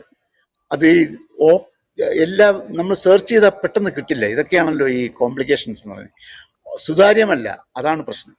അത് ഏതൊരാൾക്കും സെർച്ച് ചെയ്താൽ കിട്ടണം എന്നുള്ള ഒരു അവസ്ഥയിലേക്ക് അത് ചെയ്യേണ്ടതുണ്ട്. PRDയുടെ സൈറ്റിൽ കയറി തന്നെ നോക്കണമെന്ന് വാശി പിടിക്കേണ്ട കാര്യമില്ലല്ലോ. അപ്പൊ അത്തരം കാര്യങ്ങളിലൊക്കെ PRDയിൽ നിന്ന് ഒരുപാട് കാര്യങ്ങൾ ചെയ്യേണ്ടതായിട്ടുണ്ട്. ഇത്തരം ഡോക്യുമെന്ററികൾ തന്നെയല്ല, ഒരുപാട് ഡോക്യുമെന്ററികൾ അവിടെ നഷ്ടപ്പെട്ടു പോയതിന്റെ ഒരു വലിയ ഇത് തന്നെയുണ്ട്. അത് പോട്ടെ, ഉള്ളതിൽ തന്നെയും അതൊക്കെ നശിച്ചുകൊണ്ടിരിക്കുന്ന ഒരു സാഹചര്യമുണ്ട്. ഇതൊക്കെ ഓരോ സമയത്തും അതാത് സമയത്ത് പ്രോജക്റ്റുകൾ ചെയ്തു തീർക്കുക എന്നുള്ളൊരു ഉത്തരവാദിത്വം അല്ലാതെ അതിനുശേഷം ഇത് നന്നായി ഒന്ന് പ്രദർശിപ്പിക്കണമെന്നോ നന്നായി ഇതൊന്ന് മുന്നോട്ട് ആളുകളിലേക്ക് എത്തിക്കണമെന്നുള്ള ചിന്ത ഈ ഉദ്യോഗസ്ഥ തലത്തിലുള്ളവർക്ക് പലപ്പോഴും ഉണ്ടാവാറില്ല എന്നൊരു സങ്കടം അതിനകത്ത് കാര്യമായി തന്നെ ഉണ്ട്. അത് ഇഷ്ടമില്ലാത്ത ഡയറക്ടർമാര് ഇതിനകത്ത് വരുമ്പോഴും ഇത് സംഭവിക്കുന്നുണ്ട്. ഇത്തരം കാര്യങ്ങളോട് സ്നേഹമില്ലാത്തവർ അതും സംഭവിക്കുന്നുണ്ട്. ഇതിനെ നന്നായി ഒന്ന് എന്താ പറയുന്നത്, ഇത്രയും വളരെ വിലപ്പെട്ട ഇത്തരം കോൺട്രിബ്യൂഷൻസ് നടത്തിയിട്ടുള്ള ആളുകളെ കുറിച്ചുള്ള ഒരു വലിയ ഡോക്യുമെന്റ് ആണ് ഇതെന്നുള്ള ഒരു സത്യം അവർ മറന്നു പോവുകയാണ്. അവർക്ക് അതാത് സമയത്ത് ഓരോ തിരക്കുകളും കാര്യങ്ങളും ഇതൊക്കെ വിട്ടുകളയുകയാണ്. പദ്ധതികൾ നടപ്പിലാക്കുക എന്ന് മാത്രമേ ഉള്ളൂ. അത് മുന്നോട്ട് കൊണ്ടുപോയി ആളുകളിൽ ഫലപ്രദമായിട്ട് എത്തിക്കണമെന്നൊന്നും ഉള്ള ഒരു ചിന്തയുമില്ല. ഇതൊക്കെ ഏതൊക്കെ ഒക്കേഷനിൽ എടുത്തതാണ്? ഓരോ ആനിവേഴ്സറി ഡേയ്സോ അങ്ങനെ എന്തെങ്കിലുമായിട്ട് കണക്റ്റഡ് ആയിട്ട് എടുത്തതാണോ ഈ ഡോക്യുമെന്ററീസ്? അതെ, എപ്പോഴും എപ്പോഴും ഓരോ കാരണങ്ങൾ ഉണ്ടാവും. ഇപ്പം സർക്കാർ ആഘോഷിക്കുന്ന ചില ആഘോഷങ്ങൾ, ഉദാഹരണം വജ്രകേരളം ഞാൻ നേരത്തെ പറഞ്ഞു, അതേപോലെ ഇപ്പം ആസാദി കാ അമൃത് മഹോത്സവം 75ാമത്തെ വർഷം, ഇതിന്റെയൊക്കെ ഭാഗമായിട്ടാണ് ഇത്തരം കാര്യങ്ങൾ ചെയ്യുന്നത്. ഇത് ചെയ്യുമ്പോൾ ഒരു വലിയ ഫണ്ട് ഉണ്ടാവും. ആ ഫണ്ട് പല പല പല കാര്യങ്ങൾക്കായിട്ട് ഇങ്ങനെ ഡിസ്ട്രിബ്യൂട്ട് ചെയ്യും. അതിനകത്ത് ഡോക്യുമെന്ററിയുടെ ഒരു വിഭാഗം ഉണ്ടാവും. ആ സംഭവം ചെയ്തു കഴിഞ്ഞു കഴിഞ്ഞാൽ ആ ഡോക്യുമെന്ററി, നല്ല ഡോക്യുമെന്ററികൾ നന്നായി അത് എല്ലായിടത്തും എത്തിക്കാനുള്ള ഒരു മനോഭാവം നമ്മുടെ ഉദ്യോഗസ്ഥന്മാരുടെ ഭാഗത്തു നിന്ന് ഉണ്ടാവുന്നില്ല എന്നൊരു സങ്കടം എപ്പോഴും ഉണ്ട്. അത് നമ്മൾ പറയാറുമുണ്ട് കേട്ടോ. അത് ഇതിൽ ഈ പരമ്പരയിൽ പങ്കെടുത്ത എല്ലാവരും PRD-യുടെ ഡോക്യുമെന്ററികൾ ജനങ്ങളിലേക്ക് എത്തുന്നില്ല എന്ന പ്രശ്നം വളരെ ഗുരുതരമായിട്ട് ഉന്നയിച്ചിട്ടുണ്ട് നേരത്തെ. അതെ അതെ അതെ, അത് പറയാതിരിക്കുന്നു. നേരത്തെ ഫിലിമിൽ ചെയ്ത ഡോക്യുമെന്ററികൾ പെട്ടിയോടെ തുരുമ്പെടുത്തു പോയി എന്നും പറയുകയുണ്ടായി. ഒന്നുമില്ല, അത് കംപ്ലീറ്റ് നശിച്ചു, ഒന്നുമില്ല. അതാണ് പറയേണ്ടത്. ശരിക്കും എത്ര കോടി രൂപയാണ്, എത്ര വലിയ അസറ്റാണ് നഷ്ടപ്പെട്ടിരിക്കുന്നത്. ഈ പൈസയെക്കാട്ടിലും ഉപരിയായിട്ട് എത്ര വിലപ്പെട്ട രേഖകളാണ് നഷ്ടപ്പെട്ടിരിക്കുന്നത്. അതെ, അതെല്ലാം ചരിത്ര രേഖകൾ. താങ്കൾ പറഞ്ഞിട്ട് ഭാവിക്ക് വേണ്ടിയുള്ളതാണല്ലോ ഡോക്യുമെന്ററി എന്ന് പറയുന്നത്. തീർച്ചയായിട്ടും എല്ലാം ആക്ച്വൽ ഫാക്ട്സ് അല്ലേ ഇതെല്ലാം വലിയ എത്ര പേര് അധ്വാനിക്കുന്നതാണ്, എത്ര പേരുടെ കഷ്ടപ്പാടാണ് ഒരു ഡോക്യുമെന്ററി, അതിന്റെ റിസർച്ചും കാര്യങ്ങളും. അപ്പം അതിനകത്ത് പങ്കെടുക്കുന്ന ആൾക്കാർ അത് ആ രീതിയിൽ അത് ജീവിച്ചിരിക്കുന്ന ആൾക്കാർ, അന്ന് ജീവിച്ചിരിക്കുന്ന ആൾക്കാർ ഇപ്പം ഇല്ല, ഒന്നും ഉണ്ടാവില്ല. പക്ഷെ ഇതൊക്കെ ഒന്ന് പ്രിസർവ് ചെയ്യാനുള്ള ഒരു സംവിധാനം ഇല്ലാതെ വലിയ ഒരു ദുഃഖം തന്നെയാണ്. ഇതിനുവേണ്ടി ഒരു വിങ് എന്ന് പറയുന്നത് എനിക്ക് തോന്നുന്നത് അത് പ്രത്യേകം തന്നെ ഉണ്ടാകേണ്ടതായിട്ട് തോന്നുന്നുണ്ട്. ഏതെങ്കിലും ഒരു അങ്ങനത്തെ ഒരു തീരുമാനം ഗവൺമെന്റിന്റെ ഭാഗത്ത് നിന്ന് ഉണ്ടാകണമെന്നാണ്. കാരണം വലിയ വിലപ്പെട്ട ഒരു സമ്പത്താണ് നമ്മൾ നഷ്ടപ്പെടുന്നത്. ഇപ്പൊ പുസ്തകങ്ങളാണെങ്കിൽ അത് എല്ലാ കാലത്തും നിലനിൽക്കും, അത് നശിച്ചു പോകുന്നത് വളരെ അപൂർവമാണ്. ലൈബ്രറികളും കാര്യങ്ങളും ഉണ്ടായിട്ടുണ്ട്. പക്ഷെ ഇതിനെ അങ്ങനെ ആ രീതി കാണുന്നില്ല ഗവൺമെന്റിന്റെ ഭാഗത്തുനിന്ന്. അത് ഏത് ഗവൺമെന്റ് ആയാലും ശരി, അത്തരത്തിലുള്ള നിരുത്തരവാദിത്വം അതിഭയങ്കരമാണ്. പറയാതിരിക്കാൻ നിവൃത്തിയില്ല. ചോദ്യങ്ങൾ എല്ലാവർക്കും ചോദിക്കാം, ദയവായി മുന്നോട്ട് വരണം. അറിയാമല്ലോ, താഴെയുള്ള ഹാൻഡ് റൈസിങ് ബട്ടൺ പ്രസ് ചെയ്താൽ മതി, ചോദ്യങ്ങൾ ചോദിക്കാം. അപ്പോൾ നമുക്ക് ഓക്കെ, ആഷിഖ് ചോദ്യം ചോദിക്കാൻ എത്തിയിട്ടുണ്ട്. അദ്ദേഹം ഗൾഫിലാണ്, നേരത്തെയും ഈ പരിപാടികൾ സ്ഥിരമായി വരുന്നതാണ്. ആഷിഖ് ചോദ്യങ്ങൾ ചോദിക്കൂ. മൈക്ക് ഓൺ ചെയ്തിട്ട് ചോദിക്കൂ. ഓക്കെ, കേൾക്കുന്നുണ്ടോ? കേൾക്കുന്നുണ്ട്. ഓക്കെ, ഞാൻ ഇവിടെ വന്നപ്പോൾ ഇവരെ രണ്ടുപേരെ കുറിച്ച് അറിയുന്നുണ്ട്. എൻ്റെ ഒരു പോരായ്മ അത് എന്തായാലും ഇവർ പറഞ്ഞതിനുള്ള സശബ്ദം കേൾപ്പായിരുന്നു. തുടങ്ങി കുറച്ച് പക്ഷെ എത്തിയത് ഈ അനീഷ് ചെയ്ത കുറെ ഡോക്യുമെന്റ് ഞാൻ നോക്കി യൂട്യൂബില്. വളരെ കേരളത്തിലെ പ്രതിഭകള ശൈലികളായിട്ട് ഒരുപാട് പേരെ ഡോക്യുമെന്റിൽ കണ്ടു. എന്തായാലും ഞാനത് സന്തോഷം, അങ്ങനെ ഡോക്യുമെന്റ് ചെയ്തതും ഇങ്ങനെ ഒരു വ്യക്തിയെ കുറിച്ച് അറിയാൻ കഴിഞ്ഞത്. എന്തായാലും ഞാനത് കേൾക്കാം. എനിക്ക് അങ്ങനെയാണ് എനിക്ക് ഭയപ്പെട്ടുള്ളത്. പിന്നെ അതിൽ വേറൊരു കാര്യം എനിക്ക് പ്രധാനപ്പെട്ടത് അദ്ദേഹം കൊടുത്ത സംഗീതത്തെ കുറിച്ച് ഹേമലത സിസ്റ്റർ പറയുണ്ടായി. ഞാൻ സംഗീതത്തിൽ വലിയ താല്പര്യമുള്ള ആളാണ്. എൻ്റെ അടുത്ത് ഒരുപാട് കളക്ഷനും ഒരുപാട് കച്ചേരികളും എല്ലാ തരം ഇതൊക്കെ കേൾക്കാനും കാണാനും ഒക്കെ പോകണേ. ആ നിലയ്ക്ക് ഇത് ടിബറ്റൻ സംഗീതം അതിൽ കൊടുത്ത സംഗീതത്തെ കുറിച്ച് പുള്ളി പ്രത്യേകം ഈ അനീഷ് സാർ പറയുന്നത്. അപ്പൊ എന്തായാലും അതും കൂടി എനിക്ക് ഒരു പ്രയോജനമുണ്ട്. ഞാൻ എന്തായാലും കൊടുത്ത സംഗീതം അത് ചെറിയ കാര്യമല്ല. നമുക്കൊരു വിഷ്വൽ വരുമ്പോൾ അതിന്റെ സംഗീതം അതിന്റെ എങ്ങനെ ഏതൊക്കെ തരത്തിൽ കൊടുത്തു എന്നുള്ളത് നമ്മളിലേക്ക് തലച്ചോറിലേക്ക് നമ്മൾ അത് മനസ്സിലാക്കണതിനൊക്കെ സംഗീതം എല്ലാം സഹായിക്കും. അപ്പൊ ആ നിലയ്ക്ക് ഞാൻ അതും കൂടി കേൾക്കുന്നുണ്ട്. പിന്നെ രണ്ടാമത് വന്ന സാറ് മേലില രാജശേഖർ സാറ്. എന്തായാലും അദ്ദേഹം പറയണ്ടായി ഈ വള്ളത്തോള് കെ.ജി. ജോർജിന്റെ ഡോക്യുമെന്ററി കംപ്ലീറ്റ് ചെയ്തതും അദ്ദേഹത്തെ ബന്ധപ്പെട്ട കുറെ കാര്യങ്ങൾ പറയണ്ട. അതൊക്കെ നമ്മുടെ പുതിയ അറിവുകളിൽ ഒരു അപ്പോൾ എന്തായാലും അത് വലിയ സന്തോഷമാണ്. കെ.ജി. ജോർജിന്റെ കൂടെ ഒക്കെ വർക്ക് ചെയ്ത് ഡോക്യുമെന്ററി എടുത്തു. അദ്ദേഹത്തിന്റെ നിസ്സാവസ്ഥ പറയണ്ടായി. ഇലങ്കോട് ദേശം ചെയ്ത് പിന്നീട് ആ ക്രിയേറ്റിവിറ്റി പോണതും എല്ലാ പ്രതിഭകൾക്കും ഉണ്ടാകും. ലോക അടിച്ചെന്ന് നോക്കിയാൽ അറിയാം. എല്ലാവർക്കും അവർ ജീവിതാവസാനം വരെ പ്രതിഭാലത്ത് നിർത്താൻ പറ്റില്ല. സ്വരം നന്നായിക്കുമ്പോൾ പാട്ട് എന്ന് പറയുമ്പോൾ അത് എല്ലാവർക്കും കഴിഞ്ഞു വരില്ല. അതിലൊക്കെ ദുഃഖമുണ്ട് ഞങ്ങൾക്ക്. കെ.ജി. ജോർജൊക്കെ പറഞ്ഞ മലയാള സിനിമയിൽ വലിയൊരു പ്രതിഭ ഇതിഹാസം തന്നെ ആയിരുന്നു. അപ്പൊ അതിനെ കുറിച്ച് അദ്ദേഹം പറയുണ്ടായി. എന്തായാലും ഡോക്യുമെന്ററി ഒക്കെ പരമാവധി കാണാൻ ശ്രമിക്കുക. നമ്മുടെ സർക്കാർ ഒന്നും സംരക്ഷിച്ചില്ല. എനിക്ക് ചോദ്യങ്ങളില്ല, ഞാൻ ഇത് കണ്ടു കഴിഞ്ഞാലേ ചോദിക്കാനുള്ള പറ്റുള്ളൂ. Okay, thanks.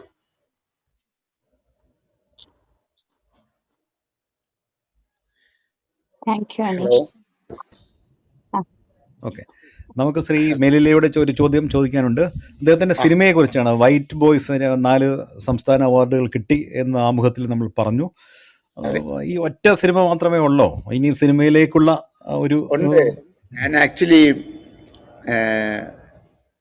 യഥാർത്ഥത്തിൽ ഒരു ഒരു ഒരു ഫിലിം ഈ വൈറ്റ് ബോയ്സിന് മുൻപ് ഒരു ഫിലിം പ്ലാൻ ചെയ്തായിരുന്നു. ആ സിനിമ യുടെ റൈറ്ററാണ് ഈ നന്ദൻ എന്ന് പറയുന്ന ആൾ. അത് അദ്ദേഹത്തിന്റെ കുറിയെടുത്താത്രി എന്നുള്ള സിനിമ തന്നെ ഞാൻ വലിയ ഒരു ശ്രമം നടത്തിയിരുന്നതാണ്. അതായത് അത് സ്ക്രീനിൽ കൊണ്ടുവരണം. അത് വലിയൊരു പ്രോജക്റ്റായിട്ട് പ്ലാൻ ചെയ്തു. അതിന് പിന്നിൽ ഒരുപാട് സ്ട്രെയിൻ ചെയ്തിട്ടുണ്ട്. ഞാൻ ഏതാണ്ട് ഒരു 10 വർഷത്തിന്റെ ഒരു അധ്വാനം ആ സിനിമയുടെ പിന്നിലുണ്ട്. പക്ഷെ അത് വർക്കായില്ല എന്ന് വെച്ചാൽ ഒരു പ്രൊഡ്യൂസർ വന്നു. ആ പ്രൊഡ്യൂസർ ലാസ്റ്റ് മൊമെന്റ് വരെ ഇവൻ പലർക്കും അഡ്വാൻസ് ചെയ്തു. മധുവമ്പാട്ടിനൊക്കെ അഡ്വാൻസ് ചെയ്തു. പല ലൊക്കേഷൻ പോയി കണ്ടു ഞങ്ങള്.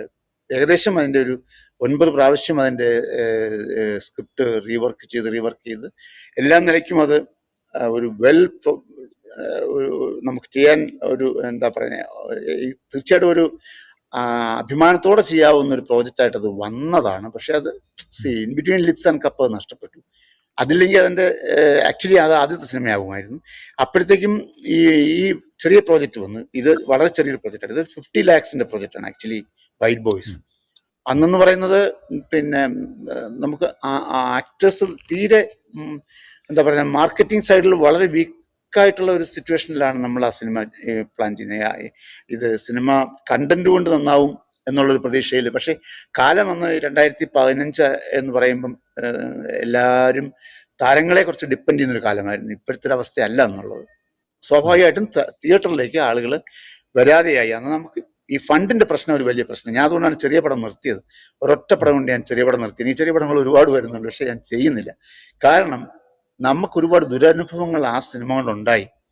ഞാൻ എൻ്റെ തിയേറ്ററിൽ റിലീസ് ചെയ്ത പടം കളിക്കുന്ന കൈരളി ശ്രീ തിയേറ്ററിൽ ഞാൻ ചെല്ലുമ്പോൾ കാണുന്ന കാഴ്ച, എൻ്റെ ഷോയ്ക്ക് നിൽക്കുന്ന ആളുകളെ വേറെ ആളുകൾ വിളിച്ചുകൊണ്ട് പോവുകയാണ്.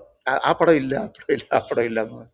അതായത് നമുക്കിത് എത്ര സ്ഥലത്ത് ശ്രദ്ധിക്കാൻ പറ്റും. തിരുവനന്തപുരത്ത് കൈരളി തിയേറ്ററിൽ ഞാൻ ട്രിവാൻഡ്രത്ത് താമസിക്കുന്നതുകൊണ്ട് എനിക്കത് സാധിച്ചു. പക്ഷേ ഇതുപോലെ എത്ര സ്ഥലത്ത് പറ്റും? അപ്പം ഇതൊരു വല്ലാത്ത ലോബിയാണ്. വേറെ ഒരു അപ്പുറത്തൊരു വലിയൊരു സിനിമ വലിയ ക്യൂ ഉണ്ട്, അങ്ങോട്ട് ആൾക്കാരെ പിടിച്ചോണ്ട് പോവാണ്. അപ്പൊ നമുക്ക് ഈ ചെറിയ സിനിമകൾക്ക് എന്ത് സപ്പോർട്ടാണ് എവിടുന്നാണ് കിട്ടുക? കൈരളി ശ്രീ തിയേറ്റർ ഗവൺമെന്റ് തിയേറ്ററാണ്. അവിടെ നമുക്ക് എല്ലാ ഷോസും ഒരു നല്ല സിനിമയാണ്. ഒരു 4 സ്റ്റേറ്റ് അവാർഡ് കിട്ടിയ സിനിമയാണല്ലോ. തീർച്ചയായിട്ടും ഒരു മികച്ച സിനിമയ്ക്കാണല്ലോ. മികച്ച സിനിമയിൽ പാടിയതുകൊണ്ടാണ് യേശുദാസിന് സ്റ്റേറ്റ് അവാർഡ് കിട്ടിയത്. അദ്ദേഹം വേറെയും 6 സിനിമയ്ക്ക് പാടിയിട്ടുണ്ട് ആ വർഷം. ഒരു മികച്ച സിനിമയിൽ അദ്ദേഹം പാടി. ഒരു മികച്ച സിനിമയിൽ സംഗീതം ചെയ്തുകൊണ്ടാണ് രമേശ് നാരായണന് കിട്ടിയത്. ഒരു മികച്ച സിനിമയിൽ ശബ്ദം നൽകിക്കൊണ്ടാണ് ഹരിശാന്തിന് ഡബിങ്ങിന് കിട്ടിയത്, അതുപോലെ റീ റെക്കോർഡിങ് കിട്ടിയത്. അപ്പൊ ഒരു മികച്ച സിനിമയാണ് എന്ന് ജൂറി വിലയിരുത്തിയ സിനിമ അതേ ഗവൺമെന്റ് തിയേറ്ററിൽ വരുമ്പോൾ നമ്മൾ അനുഭവിക്കുന്ന വെച്ചാൽ ഒരു ഷോ അല്ലെങ്കിൽ ഏതെങ്കിലും ഇടയിൽ എവിടെയും വേറൊരു ഷോ റെഗുലറായിട്ട് തരത്തില്ല. ഇൻ ബിറ്റ്വീൻ വേറെ പടം കയറ്റും. ചെറിയ പടങ്ങളെ എല്ലാ കാലത്തും തമസ്കരിക്കുന്ന ഒരു നിലപാടാണ് എല്ലാ ഭാഗത്തു നിന്നുള്ളത്. എല്ലാ ഭാഗത്തു നിന്നും, തിയേറ്റേഴ്സ് ആയാലും ഡിസ്ട്രിബ്യൂട്ടേഴ്സ് ആയാലും ഏത് കാലത്തായാലും ശരി. അപ്പൊ ഞാൻ ഒരു ഫിലിം ഫെസ്റ്റിവൽ പർപ്പസിൽ മാത്രം സിനിമ ചെയ്യാൻ ആഗ്രഹിക്കുന്ന ഒരാളല്ല ഞാൻ. കാരണം എനിക്കത് ഇഷ്ടമാണെങ്കിലും അങ്ങനെയല്ല ഞാൻ സിനിമയെ കാണുന്നത്. എനിക്ക് കുറച്ചുകൂടി ഒരു ആളുകളിലേക്ക് എത്തേണ്ട ഒരു ആഗ്രഹം സിനിമയെക്കുറിച്ച് എനിക്കുണ്ട്. അപ്പം അത് അങ്ങനെ എന്ന് കരുതി ഒരു ക്വാളിറ്റി ഇല്ലാത്ത സിനിമ ചെയ്യാൻ എനിക്ക് ഇഷ്ടവുമല്ല. അതും നിലനിർത്തിക്കൊണ്ടാണ് ഞാൻ സിനിമയെക്കുറിച്ച് ആലോചിക്കുന്നത്. ഇപ്പോഴും പുതിയ സിനിമയെക്കുറിച്ച് ഞാൻ തീർച്ചയായിട്ടും എൻ്റെ കാര്യങ്ങൾ നീങ്ങുകയാണ്. നടക്കട്ടെ. അപ്പം ഞാൻ അതാ മുമ്പേ പറഞ്ഞത്, എൻ്റെ ബ്രെഡ് ആൻഡ് ബട്ടറാണ് ഇൻ ബിറ്റ്വീൻ ഈ ഡോക്യുമെൻ്ററീസ്. ഞാൻ പിന്നീട് ഇൻഡിപെൻഡൻ്റ് ആയിട്ട് ഫിലിം ചെയ്തതിന് ശേഷം അസോസിയേറ്റ് ചെയ്തിട്ടില്ല, ആരുടെ അസോസിയേറ്റ് ആയിട്ട് ചെയ്തിട്ടില്ല. അപ്പം ഞാൻ ശരിക്കും പറഞ്ഞാൽ എനിക്ക് ഈ ഗവൺമെൻറ് സെക്ടറിലുള്ള നമ്മുടെ പാനൽ വർക്കുകൾ, അതുവഴി വരുന്ന വർക്കുകൾ, അതിനോട് ഞാൻ നീതി പുലർത്തി ചെയ്ത് പോവുകയാണ്. കാരണം നമുക്ക് ജീവിക്കണമല്ലോ. അപ്പൊ സിനിമ നമ്മൾ ഉദ്ദേശിക്കുന്ന സമയത്ത് എത്താതെ വരുമ്പോൾ നമ്മൾ ഇതിലേക്കാണ് നമ്മളൊന്ന് ആശ്വാസം കണ്ടെത്തുന്നത്. അപ്പൊ എന്നെ സംബന്ധിച്ചോളം സിനിമയ്ക്കും ജീവിതത്തിനും ഇടയിൽ നിൽക്കുന്ന ഒരു ഭാഗമാണ് ഡോക്യുമെന്ററിക്കുള്ളത്. പക്ഷെ പലരും, ഈ ഡോക്യുമെന്ററി സംവിധായകര് പലരും പറയുന്നത് ഇത് സാമ്പത്തികമായിട്ട് ഒരു തരത്തിലും നമ്മളെ മുന്നോട്ട് നയിക്കുന്നില്ല എന്നുള്ളതാണ്. ഇതിന് സാമ്പത്തികം കണ്ടെത്തുന്നത് തൊട്ട് പിന്നെ ഇത് പ്രദർശിപ്പിക്കുന്നില്ല. അപ്പോ അത് ഒരു ഉപജീവന അല്ലെങ്കിൽ ഒരു ജീവനോപാധിയായിട്ട് ഇതിനെ കാണാൻ പറ്റില്ല എന്ന് പലരും തന്നെ പറഞ്ഞിട്ടുണ്ട്. ഇപ്പൊ ആദ്യമായിട്ട് അങ്ങാണ് പറയുന്നത് ഇത് മുന്നോട്ട് നയിക്കുന്നു എന്നുള്ളത്. അതൊരു ചോദ്യം. രണ്ടാമത്തെ ഒരു ചോദ്യം, രണ്ടാമത്തെ കാര്യം, 2 സിനിമകളുടെ പേരിന്റെ കൂടെ അങ്ങയുടെ പേര് കാണുന്നുണ്ട്. ഒന്ന് ഒരു താത്വിക അവലോകനം എന്ന് പറയുന്ന സിനിമ, അതുപോലെ കൊട്ടാരം വീട്ടിൽ അപ്പുക്കുട്ടൻ എന്ന് പറയുന്നത്. ഇത് എന്തുകൊണ്ടാണ് അത് അങ്ങനെ വരുന്നത്? അത് കൊട്ടാരം വീട്ടിൽ അപ്പുക്കുട്ടനൊക്കെ ഞാൻ രാജസ്ഥാനൻ ചേട്ടൻ, ഡയറക്ടർ രാജസ്ഥാനൻ ചേട്ടന്റെ 14 വർഷം അദ്ദേഹത്തിന്റെ അസോസിയേറ്റ് ഡയറക്ടർ ആയിരുന്നു. അതിൽ ഒരു പടം മാത്രമാണ് ഈ കൊട്ടാരം വീട്ടിൽ അപ്പുക്കുട്ടൻ. ശ്രീകൃഷ്ണപുരത്ത് നക്ഷത്രത്തിളക്കം മുതൽ ഒരു സ്മോൾ ഫാമിലി വരെയുള്ള 14 വർഷത്തെ അദ്ദേഹത്തിന്റെ സിനിമകളുടെ ഇടയിൽ ഞാൻ അസോസിയേറ്റ് ആണ്. ഓക്കെ. അപ്പം അതിനിടയിൽ ഒരു പടയേ വന്നുള്ളൂ ഈ പറഞ്ഞ കൊട്ടാരം വീട്ടിൽ അപ്പുക്കുട്ടൻ. താത്വിക അവലോകനം, ഒരു താത്വിക അവലോകനം എന്ന് പറയുന്നത് ആക്ച്വലി എൻ്റെ സിനിമയില്ലേ, ഞാൻ മുമ്പേ പറഞ്ഞത് കുറിയർ താത്വിക എന്നുള്ള സിനിമ നിർമ്മിക്കാനിരുന്ന പ്രൊഡ്യൂസറാണ് അദ്ദേഹം. എൻ്റെ സിനിമ ചർച്ച ചെയ്തുകൊണ്ടിരിക്കുന്നതിനിടയിൽ നമ്മുടെ പിന്നെ അഖിൽ മാരാർ എന്ന് പറയുന്ന എൻ്റെ തന്നെ നാട്ടുകാരനാണ് അദ്ദേഹം, വെറുതെ വന്ന് ഇങ്ങനെ അദ്ദേഹത്തിന് നമ്മുടെ ദൈവമായിട്ട് സംസാരിച്ച് അദ്ദേഹത്തിന് എന്നേക്കാൾ സാമർഥ്യമുണ്ട്. അദ്ദേഹം സിനിമ ചെയ്തു, എൻ്റെ സിനിമ പിന്നോട്ടായിപ്പോയി. പക്ഷേ ആ വ്യക്തി, ആ പ്രൊഡ്യൂസർ, അദ്ദേഹം വളരെ പ്രശസ്തനായ ആളാണ്. MGM സ്കൂൾസിന്റെ ഓണറാണ് അദ്ദേഹം, ഡോക്ടർ ഗീവർഗീസ് യോഹന്നാൻ. അദ്ദേഹം എൻ്റെ ഒരു സുഹൃത്തു കൂടിയാണ്. വളരെ വലിയ ഒരു ആദരണീയനായ മനുഷ്യനാണ്. ഞാൻ അദ്ദേഹത്തെ എന്നും അങ്ങനെയാണ് കാണുന്നത്. അപ്പം അദ്ദേഹത്തിന്റെ സിനിമ ആയതുകൊണ്ട് അദ്ദേഹം എന്നോട് ചോദിച്ചു അതിൻ്റെ ഒപ്പം നിൽക്കാമോ എന്ന് ചോദിച്ചു. എൻ്റെ സിനിമ നടക്കാത്ത സങ്കടം മറച്ചു വെച്ചുകൊണ്ട് ഞാൻ ആ സിനിമയിൽ ലൈൻ പ്രൊഡ്യൂസറായിട്ട് വർക്ക് ചെയ്തു. അതാണ് ആ സിനിമ താത്വിക അവലോകനം. ഇനി ആദ്യം ചോദിച്ച ചോദ്യം, നമ്മുടെ എങ്ങനെയാണ് ഇതിനിടയിൽ ഒരു സാമ്പത്തിക സുരക്ഷിതത്വം ഇല്ല. കാരണം നമ്മളിപ്പോ ലാസ്റ്റ് ചെയ്ത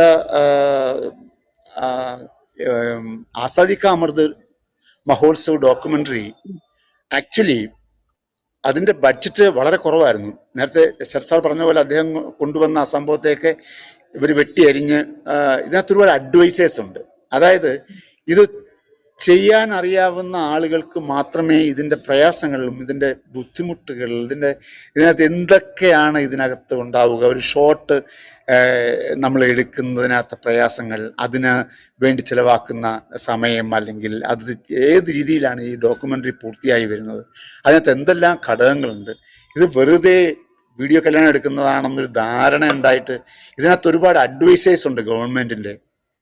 ഇവര് ശരിക്കും പറഞ്ഞാൽ എവിടെ നിന്നൊക്കെ ഉദ്യോഗസ്ഥരാണ് വരുന്നത്. പക്ഷെ ഇതിന്റെ പ്രശ്നം എന്താണെന്നറിയാമോ, ഇവരിത് ചെയ്യുന്നവരല്ല. ഇവരിത് ചെയ്യാത്ത ആൾക്കാര് ഇതിനകത്ത് ക്വാളിറ്റി നിശ്ചയിക്കുകയാണ്. ഇവരിതിനകത്ത് എന്നിട്ട് ഇതിന് ഇത്ര രൂപയ്ക്ക് മാത്രമേ ഇത് വാല്യൂ ഉള്ളൂ എന്ന് ഇവർ തൂക്കുകയാണ് ത്രാസ് വെച്ചിട്ട്. ഈ 5 ലക്ഷമാണ് ആകപ്പാടെ ഒരു മണിക്കൂർ ഡോക്യുമെന്ററിക്ക് കൊടുക്കുന്നത്.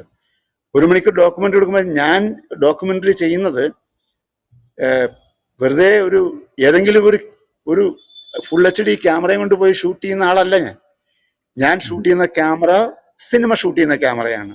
4K, ഇവൻ 8K പോലും റെസൊല്യൂഷനുള്ള ക്യാമറയാണ് ഞാൻ യൂസ് ചെയ്യുന്നത്. എൻ്റെ ഒരൊറ്റ ഡോക്യുമെന്ററി പോലും ഞാൻ ലൈവ് സൗണ്ട് ചെയ്യാതെ ചെയ്യത്തില്ല. അതേപോലെ തന്നെ എല്ലാ വർക്ക് ചെയ്യുന്ന ആൾക്കാരും ഒന്നാന്തരം ടെക്നീഷ്യന്മാരാണ്. എൻ്റെ എഡിറ്റർ, ഞാൻ രമേശ് നാരായൺജി ആയിട്ടാണ് എല്ലാ എൻ്റെ വർക്കുകളും ഞാൻ മ്യൂസിക് ചെയ്യുന്നത്. നിങ്ങളൊന്ന് ആലോചിച്ച് നോക്കൂ, ഇപ്പൊ ഞാൻ ഈ ചെയ്തിരിക്കുന്ന വർക്കുകളിലൊക്കെ തന്നെ ഇപ്പൊ ലാസ്റ്റ് ചെയ്ത ഈ മലപ്പുറത്തിന്റെ പോരാട്ട വേദികളിൽ വോയിസ് കൊടുത്തിരിക്കുന്നത് പലതവണ സംസ്ഥാന അവാർഡ് വാങ്ങിച്ചിട്ടുള്ള വിമ്മി മറിയമാണ്. ബോംബെയിലാണ് വിമ്മി മറിയം. അവിടുന്ന് ഇവിടെ വന്നാണ് ഡബ് ചെയ്ത്. എന്തിനു വേണ്ടിയാന്ന് ചോദിക്കാം, അതിന്റെ ആവശ്യമുണ്ടോ എന്ന് ചോദിക്കാം. പക്ഷെ നമ്മൾ ആഗ്രഹിക്കുന്ന ഒരു വോയിസ് നമുക്ക് കിട്ടാൻ വേണ്ടി നമ്മൾ ഏത് രീതിയിലാണ്, എത്രയോ എൻ്റെ വർക്കുകൾ വേണുവാണ്. നമ്മുടെ കൈരളി ചാനലുണ്ടായിരുന്ന വേണുവാണ് എൻ്റെ എത്രയോ വർക്ക് ഡോക്യുമെന്റ് ശബ്ദം നൽകിയിരിക്കുന്നത്. എന്നാൽ പിന്നെ ഇവിടെ അലിയാർ സാർ ഉണ്ടല്ലോ, വേറെ എത്രയോ പേരുണ്ട്, അവരെ കൊണ്ട് ചെയ്യിച്ചൂടെ? ചെയ്തിട്ടുണ്ട്, അലിയാർ സാറും ചെയ്തിട്ടുണ്ട്. പക്ഷെ അതല്ല, നമുക്കിഷ്ടമുള്ള ചില കാര്യങ്ങളുണ്ട് ഓരോ സംഭവങ്ങളും ചെയ്യുമ്പോൾ. അതിനുവേണ്ടിയുള്ള ടെക്നീഷ്യനെ നമ്മൾ കണ്ടെത്തും. അപ്പൊ അങ്ങനെയൊക്കെ ചെയ്ത ഈ വർക്കിന്റെ, ഇത്തരം വർക്കുകളുടെ ക്വാളിറ്റി അസസ് ചെയ്യാനായിട്ട് ഇതൊന്നും അറിയാതെ കുറച്ച് ആൾക്കാർ എവിടെ നിന്നൊക്കെയോ വരും. അവരാണ് ഇതിന് വാല്യൂ ഇടുന്നത്. അങ്ങനെ ഇതിനകത്ത് ഈ 5 ലക്ഷത്തിൽ നിന്ന്, എൻ്റെ പൈസ അധികം കുറച്ചിട്ടില്ല, 50,000 കുറച്ചുള്ളൂ. പക്ഷെ ഇതിനകത്ത് നിന്ന് 2 ലക്ഷം രൂപ വരെ കുറച്ചിട്ടുള്ള ആൾക്കാരുണ്ട്. അപ്പൊ അവരൊക്കെ സങ്കടം തന്നെയാണ് പറയാൻ. ഒന്നും കൂടിയുണ്ട്, ഇതിന്റെ പൈസ നമ്മുടെ കയ്യിൽ കിട്ടുന്നത് 7 മാസം 8 മാസം കഴിഞ്ഞിട്ടാണ്. നേരത്തെ PRDയുടെ ഡോക്യുമെന്റുകൾക്ക് നമുക്ക് അഡ്വാൻസ് തരുമായിരുന്നു. ഇപ്പൊ അതും നിർത്തി. ഒന്നാമത് ഇതിന്റെ പല ഉദ്യോഗസ്ഥന്മാർക്കും ഇതിനോട് താല്പര്യമില്ല. ഇത് അഡ്വർടൈസ്മെന്റും മറ്റു കാര്യങ്ങൾ അതാത് സമയത്ത് അതാത് കാലത്തെ ഗവൺമെന്റ് സർക്കാരുകളെ പ്രൊമോട്ട് ചെയ്യുന്ന കാര്യങ്ങൾ, അങ്ങനത്തെ സംഭവങ്ങൾ, പബ്ലിസിറ്റി മാത്രം മതി. എന്തിനീ ഡോക്യുമെന്ററി ഒക്കെ വെറുതെ വേസ്റ്റ് എന്ന് പറയുന്ന ചിന്താഗതിയുള്ളൊരു വലിയ ഉദ്യോഗസ്ഥ വിഭാഗം ഇതിനകത്തുണ്ട്. അവർക്ക് ഇത്തരം കാര്യങ്ങളുടെ താല്പര്യമില്ല. ഇതൊരു വലിയ വിലപ്പെട്ട ഒരു ആർക്കൈവൽ പർപ്പസ് ഉള്ള കാര്യമാണ്. ഇതിന് ഈ ഒരുപാട് കാര്യങ്ങൾ ഇതിന്റെ പിന്നിലുണ്ട്. ഇത്രയും വലിയ വലിയ പ്രതിഭകളെ, അതുപോലെ എന്തിനാണ് ഈ മരിക്കാൻ കാത്തിരിക്കുന്നതെന്ന് എനിക്ക് മനസ്സിലാവാത്തത്. എല്ലാ ആൾക്കാരും മരിച്ചതിന് ശേഷമേ ഡോക്യുമെന്ററി ചെയ്യത്തുള്ളൂ. ജീവിച്ചിരിക്കുമ്പോൾ അവരെ കുറിച്ച് ചെയ്താൽ അവരുടെ എന്തെല്ലാം കാര്യങ്ങൾ അറിയാൻ പറ്റും, അവരെ കുറിച്ച് എന്തെല്ലാം അവരുടെ വേർഷൻസ്, അവരുടെ പെർസ്പെക്റ്റീവ്സ്, ഇതൊക്കെ അവർ ചത്തു കഴിഞ്ഞിട്ട് ഡോക്യുമെന്ററി ചെയ്യത്തുള്ളൂ. ഇതൊക്കെയാണ് വളരെ വളരെ വളരെ സങ്കടമുള്ള കാര്യം. സാമ്പത്തികമായ വലിയ പ്രശ്നങ്ങളുണ്ട്. പക്ഷെ എന്നാലും ഞാൻ പറയുന്നത്, ഒന്നുമില്ലാതെ നമ്മൾ നിൽക്കുമ്പോൾ നമുക്കൊരു ചെറിയൊരു ആശ്വാസമെങ്കിലും കിട്ടുന്നത് ഇത്തരത്തിലുള്ള വർക്കുകളിലൂടെയാണെന്ന് ഞാൻ പറയുകയായിരുന്നു. അല്ലെങ്കിൽ അതും ഇല്ലല്ലോ. ഈ കാര്യത്തിനെ പറ്റിയിട്ട് ശ്രീ അനീഷിന്റെ അടുത്ത് ചോദിക്കാനുണ്ട്. അതായത് ഇപ്പൊ ശ്രീ മേലില അദ്ദേഹം പറഞ്ഞത്, ഈ ആളുകൾ മരിക്കാൻ കാത്തു നിൽക്കുകയാണ് നമ്മൾ ഡോക്യുമെന്ററി ചെയ്യാനായിട്ട്. അപ്പോൾ നമുക്ക് ഏറ്റവും ഉപയോഗിക്കാവുന്ന പല വിഷ്വൽസും ഉണ്ടാവുന്നില്ല. പലപ്പോഴും പിന്നെ ഇല്ലായ്മയിൽ നിന്നാണ് പലപ്പോഴും അങ്ങനത്തെ ഡോക്യുമെന്ററീസ് വരുന്നത്. വാസ്തവത്തില് പല ചാനലുകളും തുടക്കകാലത്ത് നല്ല ഡോക്യുമെന്ററീസ്, ഡോക്യുഫിക്ഷൻസ് ചെയ്തിരുന്നു, അല്ലെങ്കിൽ ബയോപിക്സ് ചെയ്തിരുന്നു. ഇപ്പോ ഒരു ഉദാഹരണം പറയുകയാണെങ്കിൽ, ഇപ്പൊ മാതൃഭൂമിയുടെ ഈ വഴി തരയിൽ പെട്ടെന്ന് ഓർമ്മ വന്നതുകൊണ്ട് പറയാണ്, അങ്ങനെ നല്ല ഡോക്യുമെന്ററീസ് ഒരു കാലത്ത് പ്രൈം ടൈമിൽ തന്നെ അവതരിപ്പിച്ചിരുന്നു. പിന്നീട് അതിൽ നിന്ന് എന്തുകൊണ്ടാണ് ചാനലുകൾ മാറിപ്പോകുന്നത്? നമ്മൾ ഒരുപാട് പ്രേക്ഷകർ കാണുകയും അതിന് നല്ല റേറ്റിംഗ് ഉണ്ടാവുകയും ചെയ്യുമ്പോൾ പോലും അതിൽ നിന്ന് മാറിപ്പോകുന്നത് എന്തുകൊണ്ടാണ്? അത് വളരെ രസകരമായ വിഷയമാണത്. ഈ ഒരുപാട് ഇതിനകത്തൊക്കെ ഈ ഒരു കാലത്തെ ജനസമൂഹം ആവശ്യപ്പെടുന്നതാണ്, സ്വയം ഭരിക്കുന്നതാണ് ഇവിടെ സംഭവിക്കുന്നത് ഒരു പരിധി വരെ. പിന്നെ രണ്ടാമത്തേത്, ഭാവനാദാരിദ്ര്യം കൊണ്ട് മനുഷ്യർക്ക് പല സന്ദർഭങ്ങളിലും മനുഷ്യർ അത്തരത്തിലുള്ള പ്രശ്നങ്ങളിലേക്ക് ചെന്ന് പെടാം. ഞാൻ എൻ്റെ അനുഭവം വെച്ച് പറയാണ്, എങ്ങനെയാണ് അത്തരത്തിലുള്ള ഒരു സംഗതി കണ്ട ആളുകളെ കാണിക്കുന്നത് എന്നുള്ളത്. രണ്ടാമത്തെ പ്രശ്നം എന്ന് പറഞ്ഞാൽ, എല്ലാവർക്കും അത് ചെയ്യാൻ പറ്റുന്ന കാര്യമല്ല. അതിന് അതിൻ്റെതായിട്ടുള്ള വേറെ അർത്ഥത്തിലുള്ള അധ്വാനമുണ്ട്. അപ്പോൾ ആ അധ്വാനം കുറച്ച് പ്രയാസമാണ്. നമുക്ക് എളുപ്പത്തിൽ ഒരു ഇന്റർവ്യൂ കിട്ടും, ഇന്റർവ്യൂ വെച്ചിട്ട് ചെയ്യാം. അല്ലെന്നുണ്ടെങ്കിൽ 4 പേരെ ഫോണിൽ കണക്ട് ചെയ്ത് കഴിഞ്ഞാൽ നമുക്ക് ചാനലിൽ വേറെ അർത്ഥത്തിൽ കുറച്ചുകൂടി ആളുകളുടെ കയ്യടി കിട്ടും. ഇതിന്റെ ഒരു വലിയ പ്രശ്നം, നമ്മുടെ നാട്ടിൽ പ്രതിപക്ഷമില്ലാത്ത എന്തെന്ന് ചോദിക്കുന്നത് പോലെയാണ്. പ്രതിപക്ഷമില്ലാത്തത് പ്രതിപക്ഷത്തിരിക്കുന്ന പാർട്ടികളുടെ മാത്രം പ്രശ്നം കൊണ്ടല്ലല്ലോ. പ്രതിപക്ഷം വേണ്ടെന്ന് ഈ ജനസമൂഹം കൂടെ തീരുമാനിക്കുന്നുണ്ടല്ലേ. അവരെ സംബന്ധിച്ചിടത്തോളം ഈ ചിലരൊന്നും മിണ്ടില്ല. അതുകൊണ്ട് അടൂര് തന്നെ ചോദിച്ചൊരു ചോദ്യം കൂടി പറയാ. പുള്ളി ചോദിച്ചു, എന്തുകൊണ്ടാണ് ചില കാര്യങ്ങളിൽ മനുഷ്യർ പ്രതികരിക്കാതിരിക്കുന്നത്, എന്തുകൊണ്ടായിരിക്കും? ഞാൻ എലിപ്പത്തായത്തെ കുറിച്ച് ചോദിച്ചപ്പോഴാണ് അന്ന് പുള്ളി പറഞ്ഞ മറുപടിയാണ്, അതെന്തുകൊണ്ടായിരിക്കും അവർ മിണ്ടാതിരിക്കുന്നത്? പ്രതികരിച്ചാൽ ചില അസൗകര്യങ്ങൾ ഉണ്ടാവും, അതുകൊണ്ടാണ് പ്രതികരിക്കാതിരിക്കുന്നത്. അപ്പൊ ഇതൊരു വലിയ പ്രശ്നമുണ്ട്. ഇതിനകത്തുള്ള രണ്ട് തരത്തിലുള്ള പ്രശ്നം. ഒന്ന് കാണികളുടേതാണ്. അവരെ സംബന്ധിച്ചിടത്തോളം അവരുടെ സെൻസിബിലിറ്റി മാറുന്നു. പിന്നെ അതിന് മാറുന്നതിന് പിന്നെ റീസൺസ് ഉണ്ട്. മൊത്തത്തിലുള്ള ടെലിവിഷൻ, നമ്മൾ മസാല ദോശ ഉണ്ടാക്കുന്ന ഹോട്ടൽ ഉണ്ടാക്കിയാൽ മസാല ദോശ കഴിക്കാൻ താല്പര്യമുള്ള ആളുകൾ മാത്രമേ അവിടെ വരൂ. വളരെ വേരിയഡ് ആയിട്ടുള്ള ചോയ്സസ് താല്പര്യമുള്ള ആളുകൾ ഇവിടെ വരില്ല. കേരളത്തിലെ ടെലിവിഷൻ കഴിഞ്ഞ ഏതാണ്ട് ഒരു 90-കൾക്ക് ശേഷം, 2000-ന് ശേഷം, എസ്പെഷ്യലി 2010 കൂടി സോഷ്യൽ മീഡിയ വരവോടുകൂടി അത് കൂടുതൽ ഇത് ചെയ്തു. അപ്പോഴേക്കും എന്ത് ചെയ്യുന്നു, എക്സ്ക്ലൂസീവായിട്ട് ഈ മുന്നണി രാഷ്ട്രീയം എന്നല്ല, രാഷ്ട്രീയം കുറച്ചുകൂടെ ഹോളിസ്റ്റിക് ആയിട്ടുള്ള ഒരു വിഷയം ആയതുകൊണ്ട് അങ്ങനെ പറയാൻ പാടില്ല എന്ന് തോന്നുന്നു. മുന്നണി രാഷ്ട്രീയവുമായി ബന്ധപ്പെട്ടിട്ടുള്ള വിഷയങ്ങൾ ചർച്ച ചെയ്താലാണ് കൂടുതൽ ആളുകൾ കാണുന്നത്, പ്രൈം ടൈം റേറ്റിംഗ് ഉണ്ടാകുന്നത് എന്നുള്ള നിലയിലേക്ക് എത്തി. അതിന്റെ കാരണം നമ്മുടെ ഓഡിയൻസ് തന്നെയാണ്. ഈ വലിയ കഥയൊക്കെ പറയുമെങ്കിലും എത്ര പേരാണ് അത്തരത്തിലുള്ള സീരിയസ് ആയിട്ടുള്ള വർക്കുകൾ കാണാൻ വരുന്നത്? അതിനവരെ കുറ്റപ്പെടുത്തിയിട്ടൊന്നും കാര്യമില്ല. ഏതെങ്കിലും ഒരു സംഗതി അവരെ എൻതൂസ് ചെയ്യുന്നുണ്ടെങ്കിലല്ലേ അവർ കാണേണ്ടി. ചിലപ്പോൾ നമ്മളൊന്നും ചെയ്യുന്ന പരിപാടികൾ ആ അർത്ഥത്തിൽ അവരെ സീരിയസ് ആയിട്ട് അവർ കൊണ്ടുവരുന്നുണ്ടാവുമായിരിക്കില്ല. അതുകൊണ്ടാവും അവർ വരാത്തത് എന്ന് എനിക്ക് തോന്നുന്നു. പിന്നെ അപ്പൊ അതിന്റെ പർപ്പസ് വേറെയാണ്. അതിനൊരു ഫ്യൂച്ചറിസ്റ്റിക് വാല്യൂ ആണുള്ളത്. അപ്പോൾ അതിന് വേറെ ഏതെങ്കിലും തരത്തിലുള്ള പേട്രണൈസിങ് ആവശ്യമുണ്ട്. ഇറ്റാലിയൻ റെനൈസൻസിന്റെ കാലം മുതൽ നോബിൾമെൻ, ചർച്ച്, അല്ലെങ്കിൽ പിന്നെ രാജാക്കന്മാര്, വലിയ ഏകാധിപതികൾ പോലും ആർട്ടിനെ പേട്രണൈസ് ചെയ്തിരുന്നു. അതുകൊണ്ടാണ് മൈക്കലാഞ്ചലോയും ഡാവിഞ്ചിയൊക്കെ ഉണ്ടായത്. അപ്പൊ അതുപോലെ ഇവിടുന്ന് നമ്മൾ രണ്ടുപേരും കാശ് മുടക്കി കഴിഞ്ഞാൽ ഇവിടുന്ന് ഡാവിഞ്ചി ഉണ്ടാവാൻ പോകുന്നു എന്നല്ല ഞാൻ ഈ പറയുന്നത്. പക്ഷെ പേട്രണൈസേഷനും കുറഞ്ഞു, ആളുകളുടെ അഭിരുചിയും മാറി. പിന്നെ സീരിയസ് ആയിട്ട് വേറൊരു അർത്ഥത്തിൽ എന്റർടൈനിങ് ആയിട്ടുള്ള ഡോക്യുമെന്റുകൾ കാണാൻ OTT പ്ലാറ്റ്ഫോംസ് റെഡി ആയിട്ട് വേറൊരു അർത്ഥത്തിൽ ഇവോൾവ് ചെയ്യുകയും ചെയ്തു. അപ്പോഴേക്കും ഇവിടെ കുറഞ്ഞപ്പോഴത്തേക്കാണ് ഈ BJPയെ വിമർശിക്കുന്നത് പോലെയാണ്. എന്തുകൊണ്ടാണ് BJP വന്നത്? BJP മെച്ചമായതുകൊണ്ട് മാത്രമല്ല BJP മെച്ചമായതുകൊണ്ടല്ല. ഇവിടുത്തെ പ്രതിപക്ഷ പാർട്ടികൾ വേറൊരു സംഗതിക്ക് വഴിയൊരുക്കി കൊടുത്തത്. അവർ മോശമായപ്പോഴാണ് ഇത്തരത്തിലുള്ള എൻട്രികൾ സംഭവിക്കുന്നത്. അപ്പൊ ആ തിരിച്ചറിവ് എല്ലാവർക്കും ഉണ്ടാവുക എന്ന് പറയുന്ന ഒരു പ്രശ്നമുണ്ട്. അപ്പം പ്രതിപക്ഷം ഇല്ല എന്ന് പറയുമ്പോൾ അതേ പ്രശ്നം. എന്താ പറയാ, ഇത് സ്വയം ഭരിക്കുന്നതാണ് ഒരു സമൂഹം. അവരുടെ ചോയ്സസ് മാറുന്നതാണ്. അതിനെ നമ്മൾ ഏകപക്ഷീയമായി നിന്ന് വിമർശിച്ചിട്ടോ എന്തെങ്കിലും കാര്യമുണ്ടെന്നൊന്നും ഞാൻ വിചാരിക്കുന്നില്ല. അതിനൊക്കെ ഓൾട്ടർനേറ്റീവ് പ്ലാറ്റ്ഫോംസ്, ഫ്യൂച്ചറിസ്റ്റിക് ഡോക്യുമെന്റ്സ് ഇവിടെ ഉണ്ടാവണോ വേണ്ടയോ എന്നുള്ളതിനെ കുറിച്ചിട്ട് വേറൊരു തരത്തിൽ തീരുമാനിക്കേണ്ടത് ഒപ്പീനിയൻ മേക്കേഴ്സ് ആണ്. അതിന് ഒപ്പീനിയൻ മേക്കേഴ്സിന് എത്ര പേരാണ് ഇത്തരം കാര്യങ്ങൾ കേർഫുൾ ആയിരിക്കുന്നത്? മനുഷ്യൻ അതിന്റെ സ്പീഷീസിന്റെ നേച്ചറല്ലേ കാണിക്കാൻ പറ്റൂ. അത് വളരെ സെൽഫിഷ് ആണ്. അതുകൊണ്ടാണ് റിച്ചാർഡ് ഡോക്കിൻസ് സെൽഫിഷ് ജീൻ എഴുതേണ്ടി വന്നത്. അല്ല നീഷേ, ഞാൻ ഒരു കാര്യം ചോദിക്കട്ടെ. താങ്കൾ ഒപ്പീനിയൻ മേക്കേഴ്സിനെ കുറിച്ച് പറയുകയുണ്ടായി. അപ്പം അച്ചടി മാധ്യമങ്ങളിലാണെങ്കിൽ എഡിറ്റോറിയൽ പേജ്, എഡിറ്റോറിയൽ, ഇതൊക്കെയാണല്ലോ ആൾക്കാരുടെ അഭിപ്രായ രൂപവൽക്കരണത്തെ പരമ്പരാഗതമായി സ്വാധീനിച്ചിരുന്നത്. ടെലിവിഷൻ്റെ ഒരു എഡിറ്റോറിയൽ പ്രോഗ്രാം എന്ന് പറയുന്നത് 8 മണി ചർച്ചയാണല്ലോ. ഇതൊക്കെ സത്യത്തിൽ കേരളത്തിലെ ആൾക്കാർ സ്വാധീനിക്കുന്നുണ്ടോ? ഇവിടെ ഒരു വലിയ ചോദ്യം, അത് സ്വാധീനിക്കുന്നുണ്ടോ എന്ന്. പലപ്പോഴും നമുക്ക് മനസ്സിലാവുന്ന ഒരു കാര്യം, കാരണം ഇതിന്റെ മറുപക്ഷം നിൽക്കുന്ന ഒരു കാലഘട്ടത്തിലും അത്തരം കണ്ടന്റിന് വേണ്ടിയിട്ട് ഓടാത്ത ഒരാളാണ് ഞാൻ. എന്തുകൊണ്ടോ എന്നെ അത്തരം പർപ്പസിന് ഞാൻ ജോലി ചെയ്യുന്ന സ്ഥാപനവും ഉപയോഗിക്കുന്നില്ല.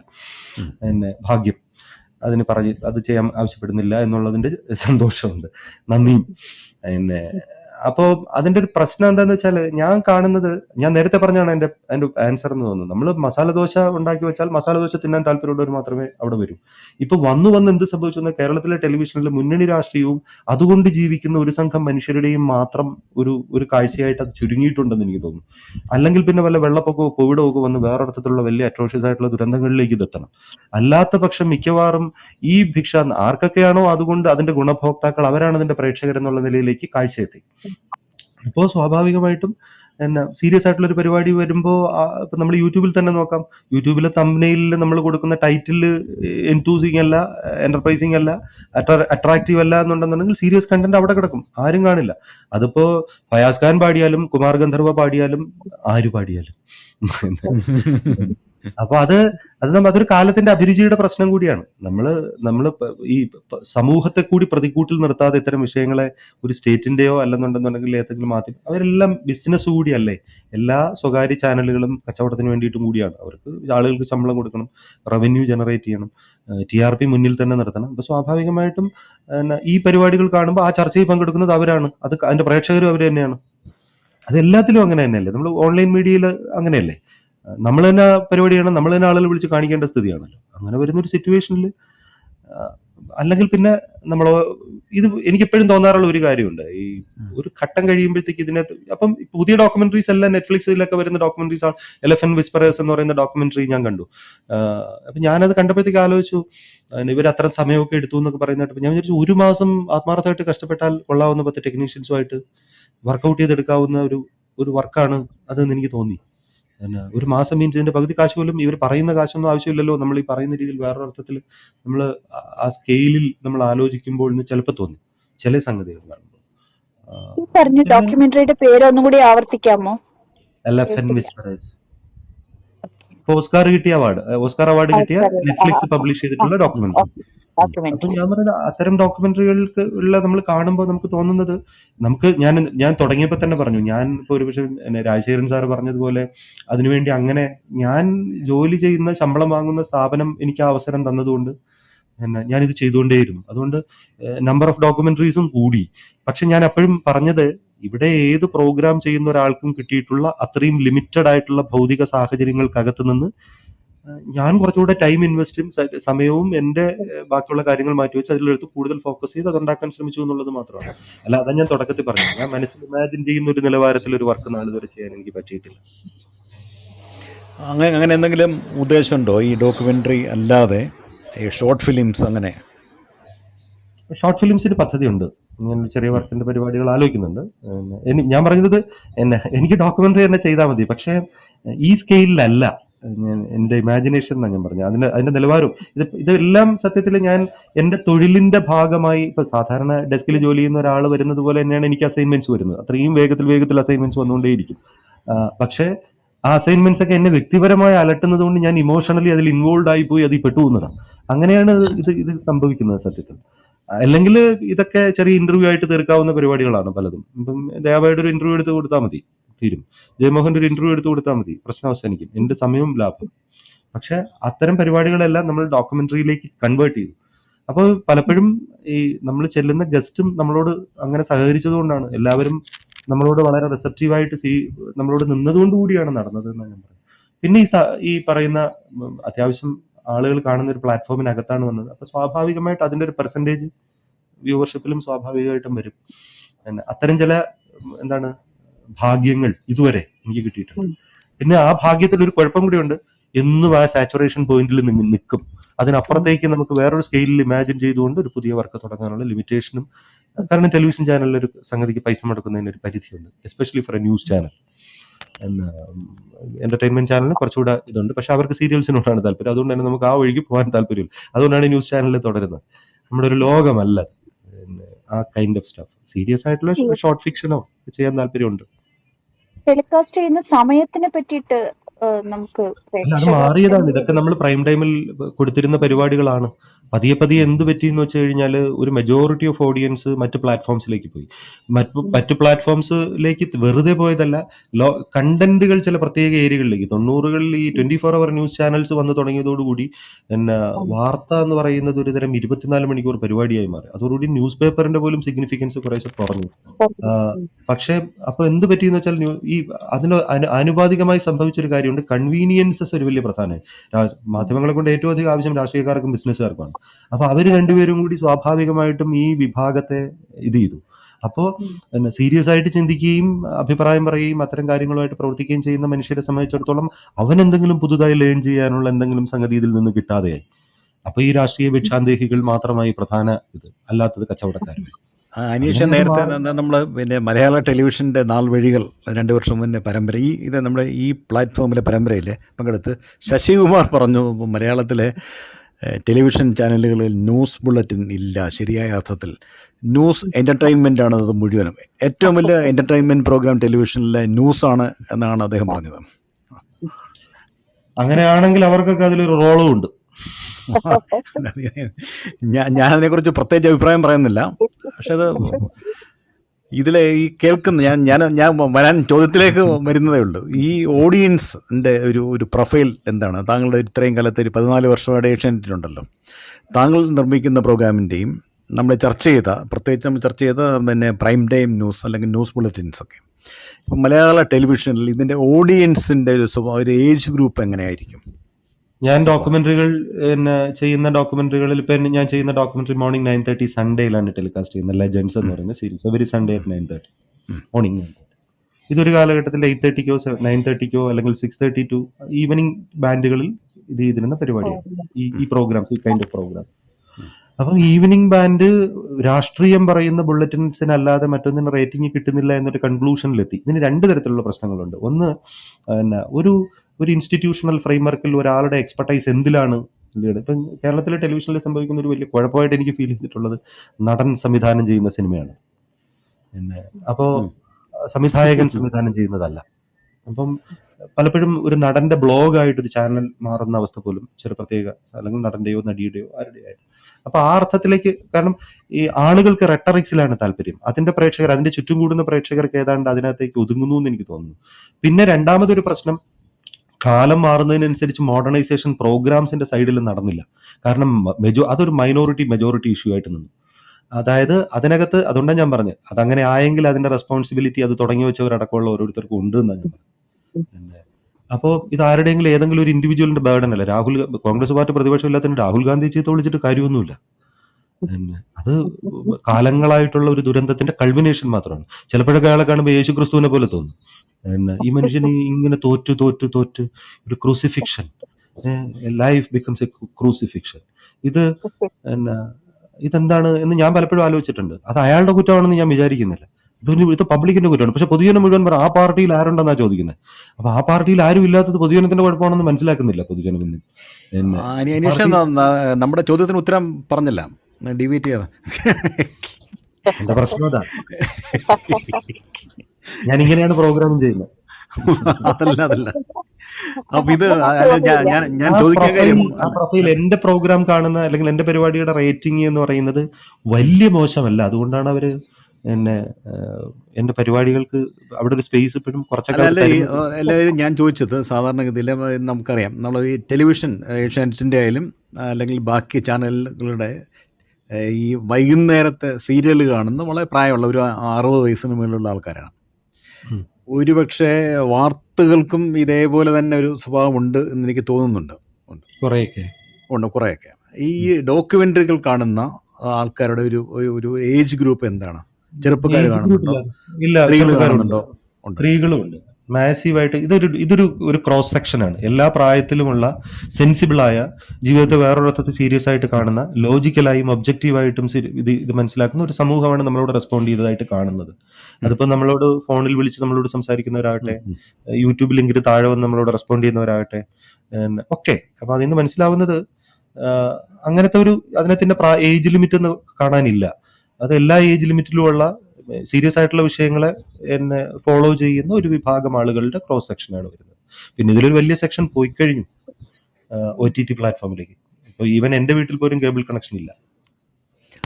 അതൊരു ഇപ്പൊ വളരെ റീസെന്റ് ആയിട്ടൊരു ട്രെൻഡാണ്, വളരെ ഫാസ്റ്റ് ആയിട്ട് മാറുന്നു. കാരണമുണ്ട്. കാരണം വെച്ചാൽ റെഫറൻസസ് ഉണ്ടല്ലോ. ലോകത്തെ എല്ലാ കൾച്ചറൽ ഡിനോമിനേഷനകത്ത് നിന്നും വർക്കുകൾ വന്നപ്പോൾ നമുക്കത് ഈ ചെറിയ കോണിൽ ഇരുന്നിട്ട് കാണാമല്ലോ എങ്ങനെയാണത് ഇത് ചെയ്യുന്നത്. അതിനൊക്കെ ഒരു യൂണിഫോംഡ് ആയിട്ടുള്ള OTT സ്റ്റാൻഡേർഡാണ് അതിനകത്തൊക്കെ കിടക്കുന്നതെങ്കിലും, OTT കൾച്ചറാണ് അതിനകത്തൊക്കെ കിടക്കുന്നതെങ്കിലും അതൊരു സാധ്യതയായിരുന്നു വർക്കുകളൊക്കെ കാണാൻ, വലിയൊരു മാർക്കറ്റിംഗ് സംഗതിയൊക്കെ ആണെങ്കിലും. അതുകൊണ്ട് എനിക്ക് തോന്നുന്നു നമ്മളൊക്കെ ചെയ്യുന്ന ചെറിയ പൈസക്കൊക്കെ ചെയ്യുന്ന വർക്കല്ലേ, അപ്പൊ അതിനകത്തൊക്കെ സാങ്കേതികമായി വലിയ അത്ഭുതങ്ങളൊന്നും കാണിക്കാൻ നമുക്ക് നിവൃത്തിയില്ലല്ലോ. അപ്പം ടെലിവിഷൻ ചാനലിന്റെ ബജറ്റിനകത്തൊക്കെ 2 ദിവസം കൊണ്ട് ഷൂട്ട്, അല്ലെങ്കിൽ ഒരു ദിവസത്തെ ഷൂട്ട് ഒക്കെ കൊണ്ട് നമ്മൾ വേഗത്തിൽ തീർക്കുന്നത്. പിന്നെ ഡോക്യുമെന്ററിയെ സംബന്ധിച്ചിടത്തോളം ഞാൻ ഇതിന്റെ റോ സബ്സ്റ്റൻസിനെ കൂടി പരിഗണിക്കുന്നുണ്ട്. കാരണം അതിപ്പോ ഇങ്ങനെ തന്നെ ഷൂട്ട് ചെയ്യാം, അങ്ങനെ തന്നെ ഷൂട്ട് ചെയ്യണം എന്നൊന്നുമില്ല. അതിന്റെ ഉള്ളടക്കം തന്നെയാണ് എന്റെ ബേസിക് ആയ സോൾ. അപ്പോൾ അതിന് നമ്മൾ കൃത്യമായ ഒരു സ്പെക്കിന്റെ ബേസിസിൽ നിന്ന് അങ്ങനെ വേണോ എന്നുള്ളതിനെ കുറിച്ചും, കാരണം ഒരു സാധാരണ മനുഷ്യൻ ഒരു ഏതെങ്കിലും ഒരു ടെറൈനിൽ ജീവിക്കുകയാണ്, അവിടെ ഒരു അതിശയകരമായിട്ടുള്ള ഒരു പ്രത്യേകതരം ജീവിതമാണ് നിലനിൽക്കുന്നത്. അങ്ങനെയാണെങ്കിൽ അവിടുത്തെ ഒരു സാധാരണക്കാരൻ എടുക്കുന്നതും വലിയ ഡോക്യുമെന്ററി മാറേണ്ടതാണെന്നാണ് ഞാൻ പറയുന്നത്. അതിനകത്ത് കുറച്ചുകൂടി ഡെമോക്രാറ്റൈസ് ചെയ്യണം. അതാർക്കും ഒരു കഥ പറയാൻ, എല്ലാവരുടെ ഉള്ളിൽ ഒരു കഥ പറച്ചിലുകാരൻ, കഥാകാരൻ ഉള്ളത് കൊണ്ട് തന്നെ അതിന്റെ നടുവിൽ ജീവിക്കുന്ന മനുഷ്യർക്കൊക്കെ ചിലപ്പോൾ ഭയങ്കര രസകരമായിട്ടുള്ള വർക്കുകൾ കൊണ്ടുവരാൻ പറ്റുമായിരിക്കും. ചില ഡോക്യുമെന്ററിയിലെ ഉപയോഗിച്ച ഭാഷ വളരെ ടച്ചിങ് ആണ്. ഇത് ശ്രീകുമാരൻ തമ്പിയുടെ ഒക്കെ തലമുറകളിൽ നിന്ന് തലമുറകളിലേക്ക് ആ പാട്ടുകൾ ഒഴുകും. വേദനയിലും ആനന്ദത്തിലും അത് ഹൃദയത്തിൽ തേൻ പുരട്ടും. വേദന കൊണ്ട് പൊറുതി മുട്ടിയ മനുഷ്യർ ആ പാട്ടിന്റെ കാൽപ്പനികതയിൽ പിന്നെയും പിന്നെയും മോക്ഷം തേടും. ഭയങ്കര ടച്ചിങ് ആണ്. അപ്പൊ അത് എങ്ങനെയാണ് ആ ഭാഷാതലം അത് വളരെ ഇൻവോളണ്ടറി ആയിട്ട് വരുന്നതാണോ? എങ്ങനെയാണ് ആ ഓരോ വിഷയത്തിനും എനിക്കറിയത്തില്ല. അനുസരിച്ചിട്ടുള്ള ഭാഷ എങ്ങനെ സ്വീകരിക്കുന്നു എന്നുള്ളതാണ്. അതറിയല്ല കേട്ടോ സത്യത്തില്. അങ്ങനെ സംഭവിച്ചു പോകുന്നതായിരിക്കും. ഈ അതിനൊരു കുഴപ്പമുണ്ട്. പാട്ടുകളൊക്കെ തെരഞ്ഞെടുക്കാൻ ആരെങ്കിലും സഹായിച്ചിട്ടുണ്ടോ? ഈ ആരുമില്ല. വർക്കുകൾക്ക് ക്രൂ ഏയ്. സഹായം കിട്ടും ക്രൂവിന്റെ? അവര് ക്യാമറമാൻ ക്യാമറയും എഡിറ്റേഴ്സ് ഇത്രയേ ഉള്ളൂ. എഡിറ്റ് ചെയ്യും. ബാക്കി സെലക്ഷൻ മ്യൂസിക് എല്ലാം ഒക്കെ നമ്മൾ തന്നെ. മ്യൂസിക് എല്ലാം പാട്ടുകളെല്ലാം നമ്മുടെ തന്നെ സെലക്ഷനാണ്. മ്യൂസിക് പിന്നെ ഇപ്പൊ എന്റെ കൂടെ മിക്കവാറും ഞാൻ ചെയ്തിരിക്കുന്ന ഡോക്യുമെന്ററികൾ ഏഷ്യാനെറ്റിൽ വന്നതിന് ശേഷമുള്ള മിക്കവാറും ഡോക്യുമെന്ററികൾ ചെയ്തിട്ടുള്ളത് 2-3 എഡിറ്റേഴ്സാണ്. അവരെന്റെ കൂടെ സ്ഥിരമായിരിക്കുന്നവർ. അപ്പോൾ അവർക്ക് എന്റെ ഒരു അഭിരുചി കൃത്യമായിട്ട് അറിയാം. നമ്മൾ മ്യൂസിക് സെലക്ട് ചെയ്യുമ്പോഴും ഒക്കെ തന്നെ. അങ്ങനെ അച്ചു പി ചന്ദ്ര എന്ന് പറയുന്നൊരു പയ്യനുണ്ട്, ചെറിയ പയ്യനാണ്. അവനൊരു 13 വർഷമായിട്ട് എന്റെ ഇപ്പുറത്തിരുന്ന് എന്റെ കൂടെ എഡിറ്റ് ചെയ്യുന്നുണ്ട്. അവൻ അവിടുത്തെ ഒരു he's A talent Asianet.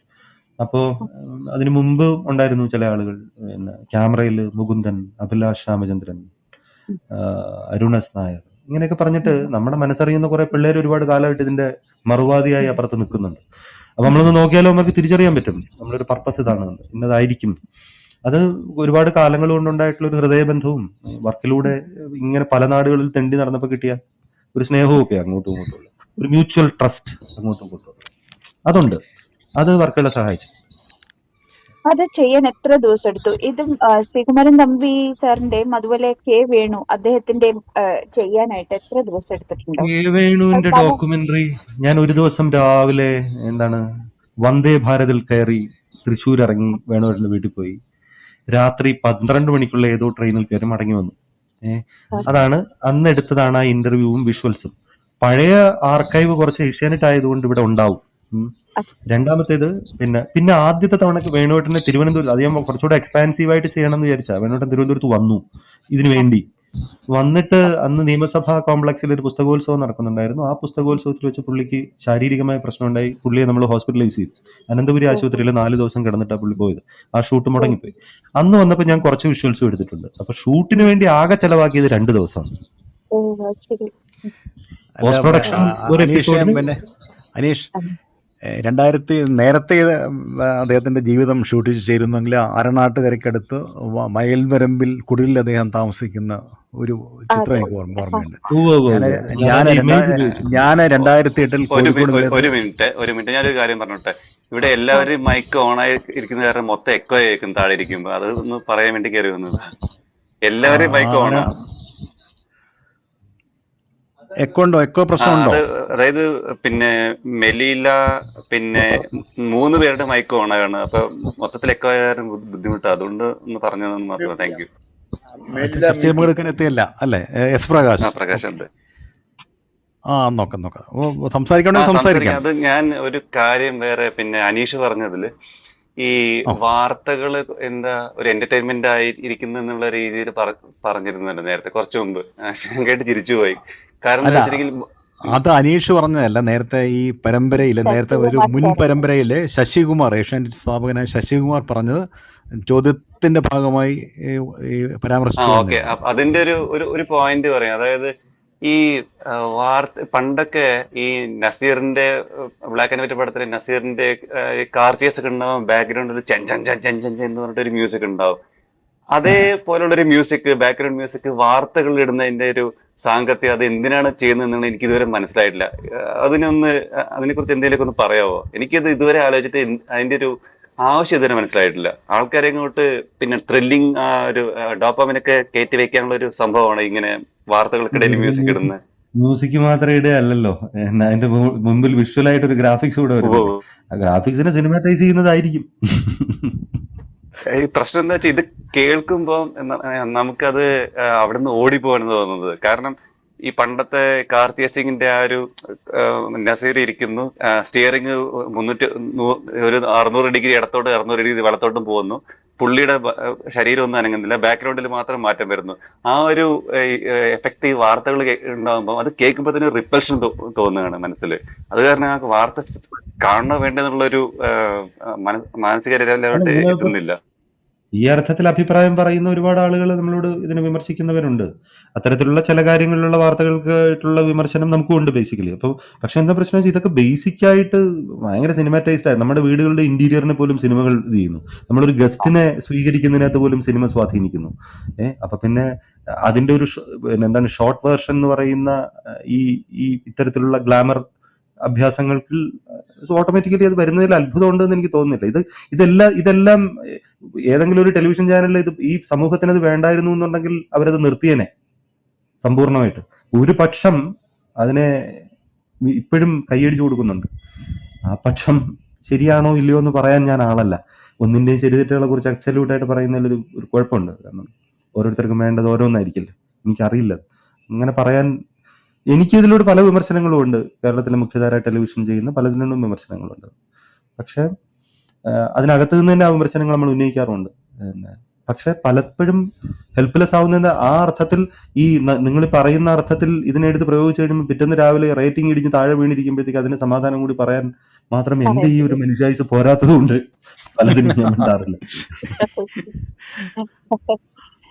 Sir, നമ്മളുടെ ഓക്കെ, താങ്ക് യു. ചരിത്രപരമായിട്ടുള്ള ചോദ്യം ചോദിച്ചില്ല.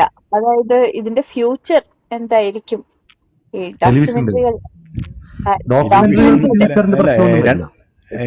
രണ്ടുപേരും ശ്രീ മെല്ല രാധാകൃഷ്ണനോട് ചോദിക്കാം. ഡോക്യുമെന്ററികളുടെ ഒരു ഞാനൊരു ഭാവി. തിരുത്തു നൽകിക്കോട്ടെ. മേലില രാജശേഖരനാണ്. അതെ അതെ. ഓക്കെ ഓക്കെ, ക്ഷമിക്കണം, തെറ്റിപ്പോയി. അത് കുഴപ്പമില്ല. ഞാൻ നേരത്തെ പറഞ്ഞിരുന്നല്ലോ, നമ്മൾ കാര്യമായി ഒന്ന് പരിചയപ്പെടാൻ പോലും കഴിഞ്ഞില്ല. അല്ലാതെയാണ് ഈ സംഭവം പെട്ടെന്ന് വന്നതെന്നുള്ളത് ഞാൻ നേരത്തെ പറഞ്ഞിരുന്നല്ലോ. അതുകൊണ്ട് കുഴപ്പമില്ല. അപ്പോൾ രണ്ടുപേരോടും കൂടിയാണ് ഈ ചോദ്യം. നമ്മൾ ഡോക്യുമെന്ററികളുടെ ഭാവി എന്തായിരിക്കും?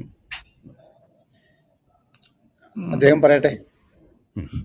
ഡോക്യുമെന്ററിയുടെ ഭാവിക്കൊന്നും കുഴപ്പമൊന്നും വരില്ല. മനുഷ്യരുണ്ടായിരിക്കുന്ന കാലത്തോളം മൾട്ടിമീഡിയ ഇത്രയധികം പവർഫുൾ ആയിട്ട് നിൽക്കുന്നിടത്തോളം ഡോക്യുമെന്ററികൾ ഉണ്ടാവും. പക്ഷേ എങ്ങനെയുള്ള ഡോക്യുമെന്ററികളാണ് ഉണ്ടാകേണ്ടത് എന്നുള്ളതിൻ്റെ ഒരു പ്രശ്നം ഉണ്ടാവും സ്വാഭാവികമായിട്ടും. പലതരം കൾച്ചറൽ ആയിട്ടുള്ള സർഫസുകൾക്കകത്ത് നിന്ന് പലതരം ഡോക്യുമെന്ററികൾ ഉണ്ടായി വരികയാണ്. ലോകം മുഴുവൻ പലതരത്തിൽ മനുഷ്യൻ ജീവിക്കുന്നു. ഓരോയിടത്തും ഓരോ ശരി, ഓരോ തെറ്റ്, അങ്ങനെയൊക്കെയാണ്. ഈ കൾച്ചറൽ ഡിനോമിനേഷൻ മാറുന്നതിനനുസരിച്ച് അഭിരുചികൾ മാറുന്നു, ചിന്തകൾ മാറുന്നു, ജീവിതചര്യകൾ മാറുന്നു. അപ്പം അതിനനുസരിച്ചൊക്കെ ഉള്ള ഡോക്യുമെന്ററികൾ ഉണ്ടാവും. പക്ഷെ പ്ലാറ്റ്ഫോം എന്തായിരിക്കും എന്നുള്ളിടത്താണ് പ്രധാനമായിട്ടുള്ള പ്രശ്നം. ഇപ്പം PRD-യുമായിട്ട് ബന്ധപ്പെട്ടിട്ട് രാജശേഖർ സാർ പറയുന്നതും ആ അർത്ഥത്തിലാണ് ഞാൻ മനസ്സിലാക്കുന്നത്. കാരണം ഇപ്പം കഷ്ടകാലത്തിന് നമ്മൾ ഇതുപോലത്തെ ഒരു സംവിധാനത്തിനകത്ത് നിൽക്കുന്നത് കൊണ്ട് അതിനെ നമുക്ക് പബ്ലിഷ് ചെയ്യാം. അത് കുറച്ച് പേര് കാണും. അവരുടെ പോലെ ഏഷ്യാനെറ്റ് പോലത്തെ ഒരു സംഗതിയുടെ പ്ലാറ്റ്ഫോമിലാവുമ്പോൾ യൂട്യൂബിലും കുറച്ച് ആളുകൾ അത് ഫോർവേഡ് ചെയ്യും. പിന്നെ അത് അവരുടെ ആർക്കൈവിൽ എന്നും ഉണ്ടാവും. അപ്പൊ അത്തരം ചില സൗഭാഗ്യങ്ങൾ ഉണ്ടാവും. എന്നെ സംബന്ധിച്ച് വ്യക്തിപരമായിട്ട് ഇൻഡിപെൻഡന്റ് ആയിട്ട് ഡോക്യുമെന്ററി എടുക്കുന്ന ആളുകളെ സംബന്ധിച്ചിടത്തോളം അവർക്ക് പ്ലാറ്റ്ഫോംസ്, അതിന്റെ ഫണ്ടിങ് ആണ് ആദ്യത്തെ പ്രശ്നം. അതെവിടെ കാണിക്കും എന്നുള്ളത് രണ്ടാമത്തെ പ്രശ്നം. പലപ്പോഴും ഡോക്യുമെന്ററികളുടെ അസാമാന്യമായ നല്ല വർക്കുകൾ പലതും എവിടെയോ ഇരുന്ന് ശ്വാസം മുട്ടി മരിക്കുവാണ്, ആളുകൾ കാണുന്നേയില്ല. അങ്ങനെ പല വർക്കുകളും ഉണ്ടാവാം. പക്ഷെ ഞാൻ മനസ്സിലാക്കുന്നത് ഡോക്യുമെന്ററികൾ തുടരും, ഒന്നും സംഭവിക്കില്ല. ഇപ്പൊ തന്നെ നമ്മൾ ശ്രദ്ധിക്കുമ്പോഴത്തേക്ക് മൂവീസിനേക്കാൾ മനോഹരമായിട്ടാണ്, അതിനേക്കാൾ സിനിമാറ്റിക് ആയിട്ടാണ് അലക്സാണ്ടറിന്റെയും ഹെലന്റെയും ഒക്കെ ജീവിതകഥ OTT-യിൽ പബ്ലിഷ് ചെയ്തു വരുന്നത്. മാർക്കോ പോളോ മുതൽ ബിഫോർ ക്രൈസ്റ്റ് ലൈഫ് സീസൺ വരെ റീക്രിയേറ്റ് ചെയ്തു വരുന്നു. അമ്മാതിരി ഫണ്ടിങ് വെച്ചിട്ട് ഡോക്യുമെന്ററികളെ മുഴുവൻ സിനിമയേക്കാൾ അത്ഭുതകരമായി, വിസ്മയകരമായി പ്രൊഡ്യൂസ് ചെയ്ത് വരുന്നുണ്ട് വേറൊരു തരത്തിൽ. അപ്പോൾ ഡോക്യുമെന്ററികൾ തുടരും. പക്ഷെ പ്ലാറ്റ്ഫോം മാറും, ഡോക്യുമെന്ററികളുടെ ടെല്ലിംഗ് മെത്തഡോളജി മാറാം, അതിന്റെ ഓറിയന്റേഷൻ മുഴുവനും മാറാം. അതിനെ ഫണ്ട് ചെയ്യുന്നത് അതിന്റെ തന്നെ ശത്രുക്കളായിട്ടുള്ള, എന്തിനെതിരെയാണോ ഈ ഡോക്യുമെന്ററി, അവര് തന്നെ മിക്കവാറും ഇതിനെ ഗ്ലാമറൈസ്ഡ് ആക്കി പ്രൊഡ്യൂസ് ചെയ്ത് വേറൊരു തരത്തിലേക്ക്, ചരിത്രത്തെ തന്നെ വേറൊരു തരത്തിൽ കൊണ്ടുപോകുന്ന തരത്തിലാവാം. ചിലപ്പോൾ വളരെ മെറിറ്റോറിയസ് ആയിട്ട് പല നല്ല കാര്യങ്ങളും കൂടി. ഈ പണ്ട് കുഞ്ഞാമൻ സാറ് മരിച്ചു പോകുന്നതിന് മുന്നേ പറഞ്ഞ ഒരു വാചകമുണ്ട്: ഗ്ലോബലൈസേഷൻ വന്നതുകൊണ്ട് ആദിവാസികൾക്കും ദളിതർക്കും കുറച്ചുകൂടെ മെച്ചം ഉണ്ടായിട്ടുണ്ട്. അതുപോലെ അപ്പൊ അത് സമ്പൂർണ്ണമായ മെച്ചമാണോ ഇല്ലയോ എന്നൊക്കെ ഉള്ള ഒരുപാട് അതിനകത്ത് പലതരം വിഷയങ്ങൾ പിന്നെയും കിടക്കുകയാണ്. പക്ഷെ എന്നാലും തുടരും, ഡോക്യുമെന്ററി തുടരും. പക്ഷെ നമ്മൾ ഇന്ന് കാണുന്ന അർത്ഥത്തിലുള്ള ഡോക്യുമെന്ററികളാവുമോ, അതിന്റെ പ്ലാറ്റ്ഫോംസ് എവിടെയായിരിക്കും ആളുകൾ കാണുന്നത്? ടെലിവിഷൻ ചാനൽ ഇനി ഡോക്യുമെന്ററികൾ ചെയ്യുമോ, അതോ ദൂരദർശൻ പോലുള്ള പ്ലാറ്റ്ഫോംസ് സമ്പൂർണ്ണമായിട്ട് മാറിക്കഴിഞ്ഞു? അതെവിടെയായിരിക്കും എന്നുള്ളതിന്റെ ചോദ്യം മാത്രമാണ്. അതെന്താണ്, എവിടെയാണ്, എന്തായിരിക്കും അതിന്റെ നേച്ചർ അതായിരിക്കും ചോദ്യം. ഡോക്യുമെന്ററി ഒക്കെ ഉണ്ടാവും, മനുഷ്യാവസാനം വരെ തുടരുമായിരിക്കും. ക്യാമറ ഉള്ള കാലം വരെ മനുഷ്യരത് എടുക്കും. എൻ്റെ അഭിപ്രായം പറയട്ടെ. ഉം. എനിക്ക് തോന്നിയെന്ന് വെച്ചാൽ യങ്സ്റ്റേഴ്സിന്റെ ഒരു ഇതിനകത്തുള്ള താല്പര്യം ഇപ്പോൾ അത് വളരെ വളരെ വളരെ കുറവാണ്.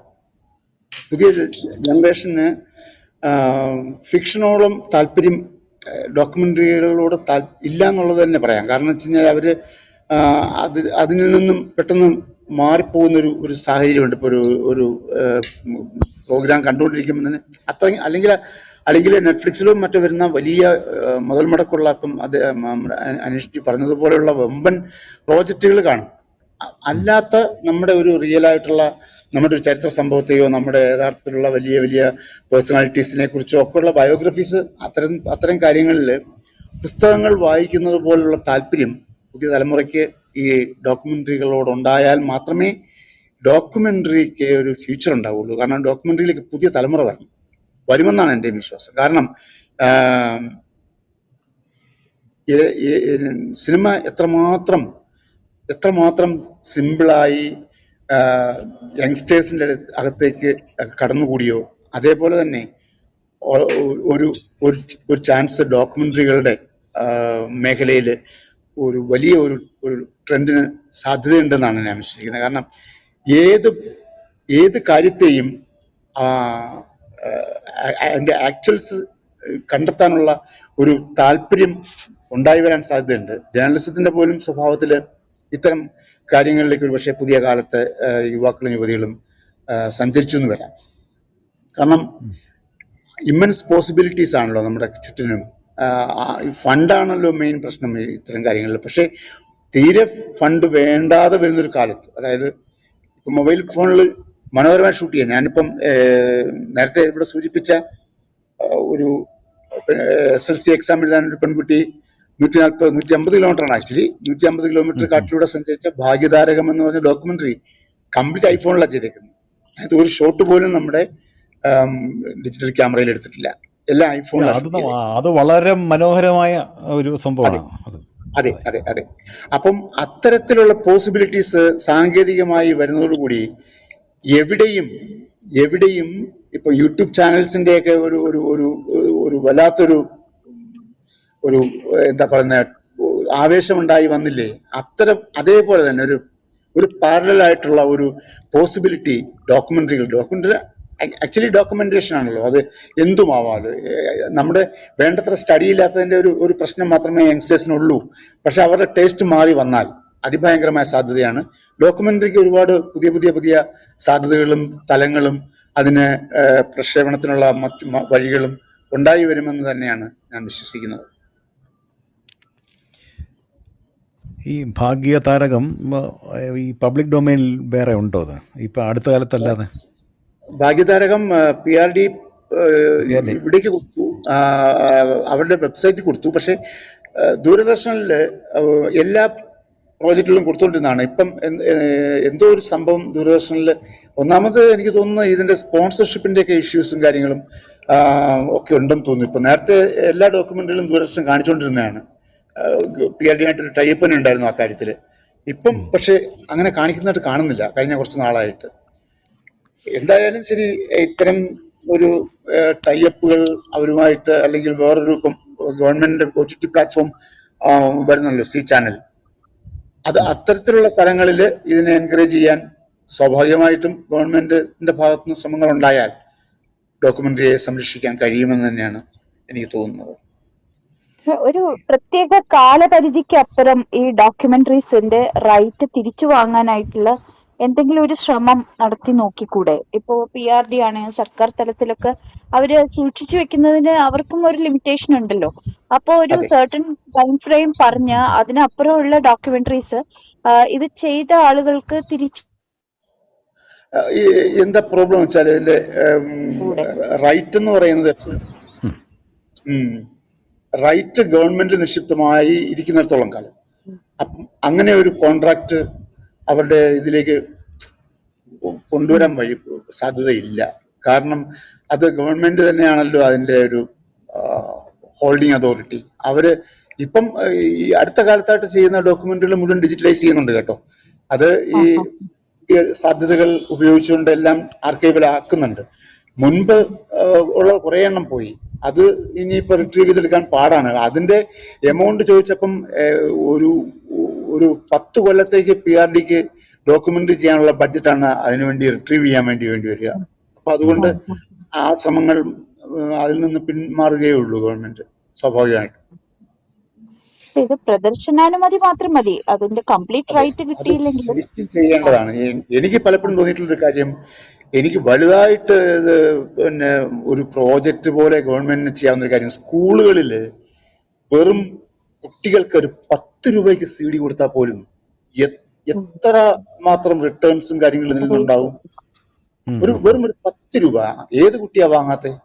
ഒരു വലിയ ഒരു ആർക്കൈവ് അല്ലേ ഈ സാധനങ്ങൾ? എത്ര കാലത്തെ ചരിത്ര സംഭവങ്ങളാണ് ഈ റെക്കോർഡ് ചെയ്യപ്പെട്ടിരിക്കുന്നത്. എല്ലാം ഒരു മായമില്ലാത്ത റിയൽ ഫാക്ച്വൽസ് അല്ലേ?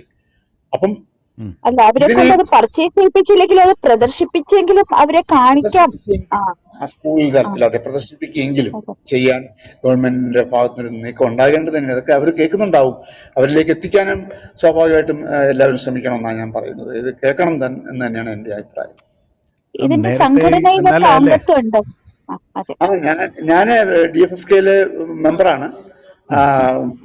ഓഫ്കോഴ്സ് എനിക്ക് പറയാനുള്ളത്, ഇത് ഒരു വലിയ ഒരു നിലയ്ക്ക് അതോറിറ്റീസ്, ഇപ്പം ഞാൻ പറയട്ടെ, ഇപ്പം സ്റ്റേറ്റ് ഫിലിം അവാർഡിന്റെ കൂടെ ആയിരുന്നു നമ്മുടെ ഡോക്യുമെന്ററികളുടെ അവാർഡ് നൽകിക്കൊണ്ട് നേരത്തെ ശരത് സാർ സൂചിപ്പിച്ചതാണ്.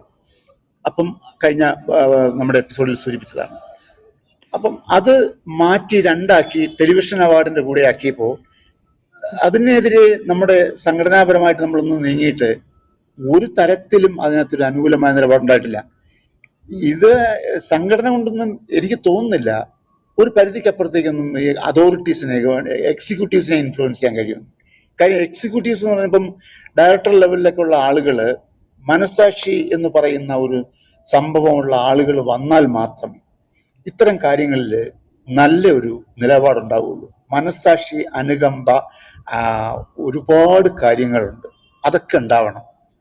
അല്ലാതെ ശമ്പളം വാങ്ങിച്ച് സുഖമായിട്ട് ജീവിക്കുന്ന ഒരു മനോഭാവം മാത്രം പോരാ. സംഘടന തന്നെ പിന്നെ എഴുതി കൊടുത്തിട്ടുണ്ട്, ഈ ഡിമാൻഡ്സ് ഒക്കെ എഴുതി കൊടുത്തിട്ടുണ്ടല്ലോ, പ്രതികരണം ഉണ്ടായിട്ടില്ല അല്ലേ? ഇല്ല, ഒന്നുമില്ല. കാരണം അവർക്ക് അതിന് മുകളിൽ വലിയ സപ്പോർട്ട് കിട്ടുന്നുണ്ട്. പിന്നെ അവരെന്തിനാണ് പേടിക്കുന്നത്? അതാണ് കാര്യം. അവരെയൊക്കെ നിലനിർത്താനായിട്ട് അവർക്ക് ഇൻഫ്ലുവൻസസ് ഏരിയകൾ ധാരാളം ഉള്ളപ്പോൾ അവരെന്തിനാണ് ഈ സംഘടനയെ പേടിക്കുന്നത്? അതാണ് പ്രശ്നം. സംഘടനകൾക്ക് ലിമിറ്റേഷൻസ് ഒരുപാടുണ്ടല്ലോ. അപ്പൊ അവർ തന്നെ നന്നായാലേ ഇതുകൊണ്ട് കാര്യമുള്ളൂ. അതായത് ഈ ഭരണകൂടം, ഏത് ഭരണകൂടമായാലും അത് ആദ്യം മനോഭാവം ഉണ്ടാവണം അവർക്ക്. അവര് ഇത് എക്സിക്യൂട്ടീവ്സിലേക്ക് ഇത് നിർബന്ധമായും ഇതിന്റെ ആവശ്യങ്ങൾ അറിയിക്കാനും ബോധ്യപ്പെടുത്താനും വലിയൊരു ശ്രമം ഉണ്ടായാൽ മാത്രമേ ഇത്തരം കാര്യങ്ങൾ നന്നായി പോവുള്ളൂ. അല്ലെങ്കിൽ PRD വെറുതെ ഇങ്ങനെ പിന്നെ പരസ്യം ചെയ്യാൻ മാത്രമായിട്ടുള്ള പ്രസ്ഥാനമായി മാറും. സർക്കാരിന്റെ പ്രചരണം മാത്രമായ ഒരു മാധ്യമമായിട്ട് മാറും. അങ്ങനെ വരുമ്പോൾ സാംസ്കാരിക തകർച്ച എന്ന് പറയുന്നത് അതിന്റെ എക്സ്ട്രീമിലേക്ക് പോകും, ഒന്നും ഇല്ലാതെയാവും. അതാണ് സംഭവിക്കാൻ പോകുന്നത്. നമുക്കിനി ചർച്ചയിൽ പങ്കെടുക്കാൻ ആരെങ്കിലും ഉണ്ടെങ്കിൽ മുന്നോട്ട് വരണം. ശ്രീ MG അനീഷിന് തിരക്കുണ്ട്, അദ്ദേഹത്തിന് വേദിയിൽ നിന്ന് പോകണം എന്ന് മെസ്സേജ് ഇട്ടിട്ടുണ്ട്. നമുക്ക് ഇനി കേൾക്കുന്നുണ്ടോ?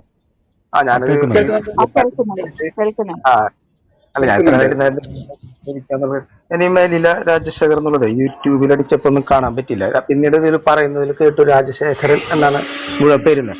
യൂട്യൂബിൽ അവൈലബിൾ ആണ്. എവിടെയാണ് നിങ്ങൾ ചെയ്ത വർക്കിന്റെ കാര്യം ഒന്ന് പറഞ്ഞാൽ നന്നായിരുന്നു.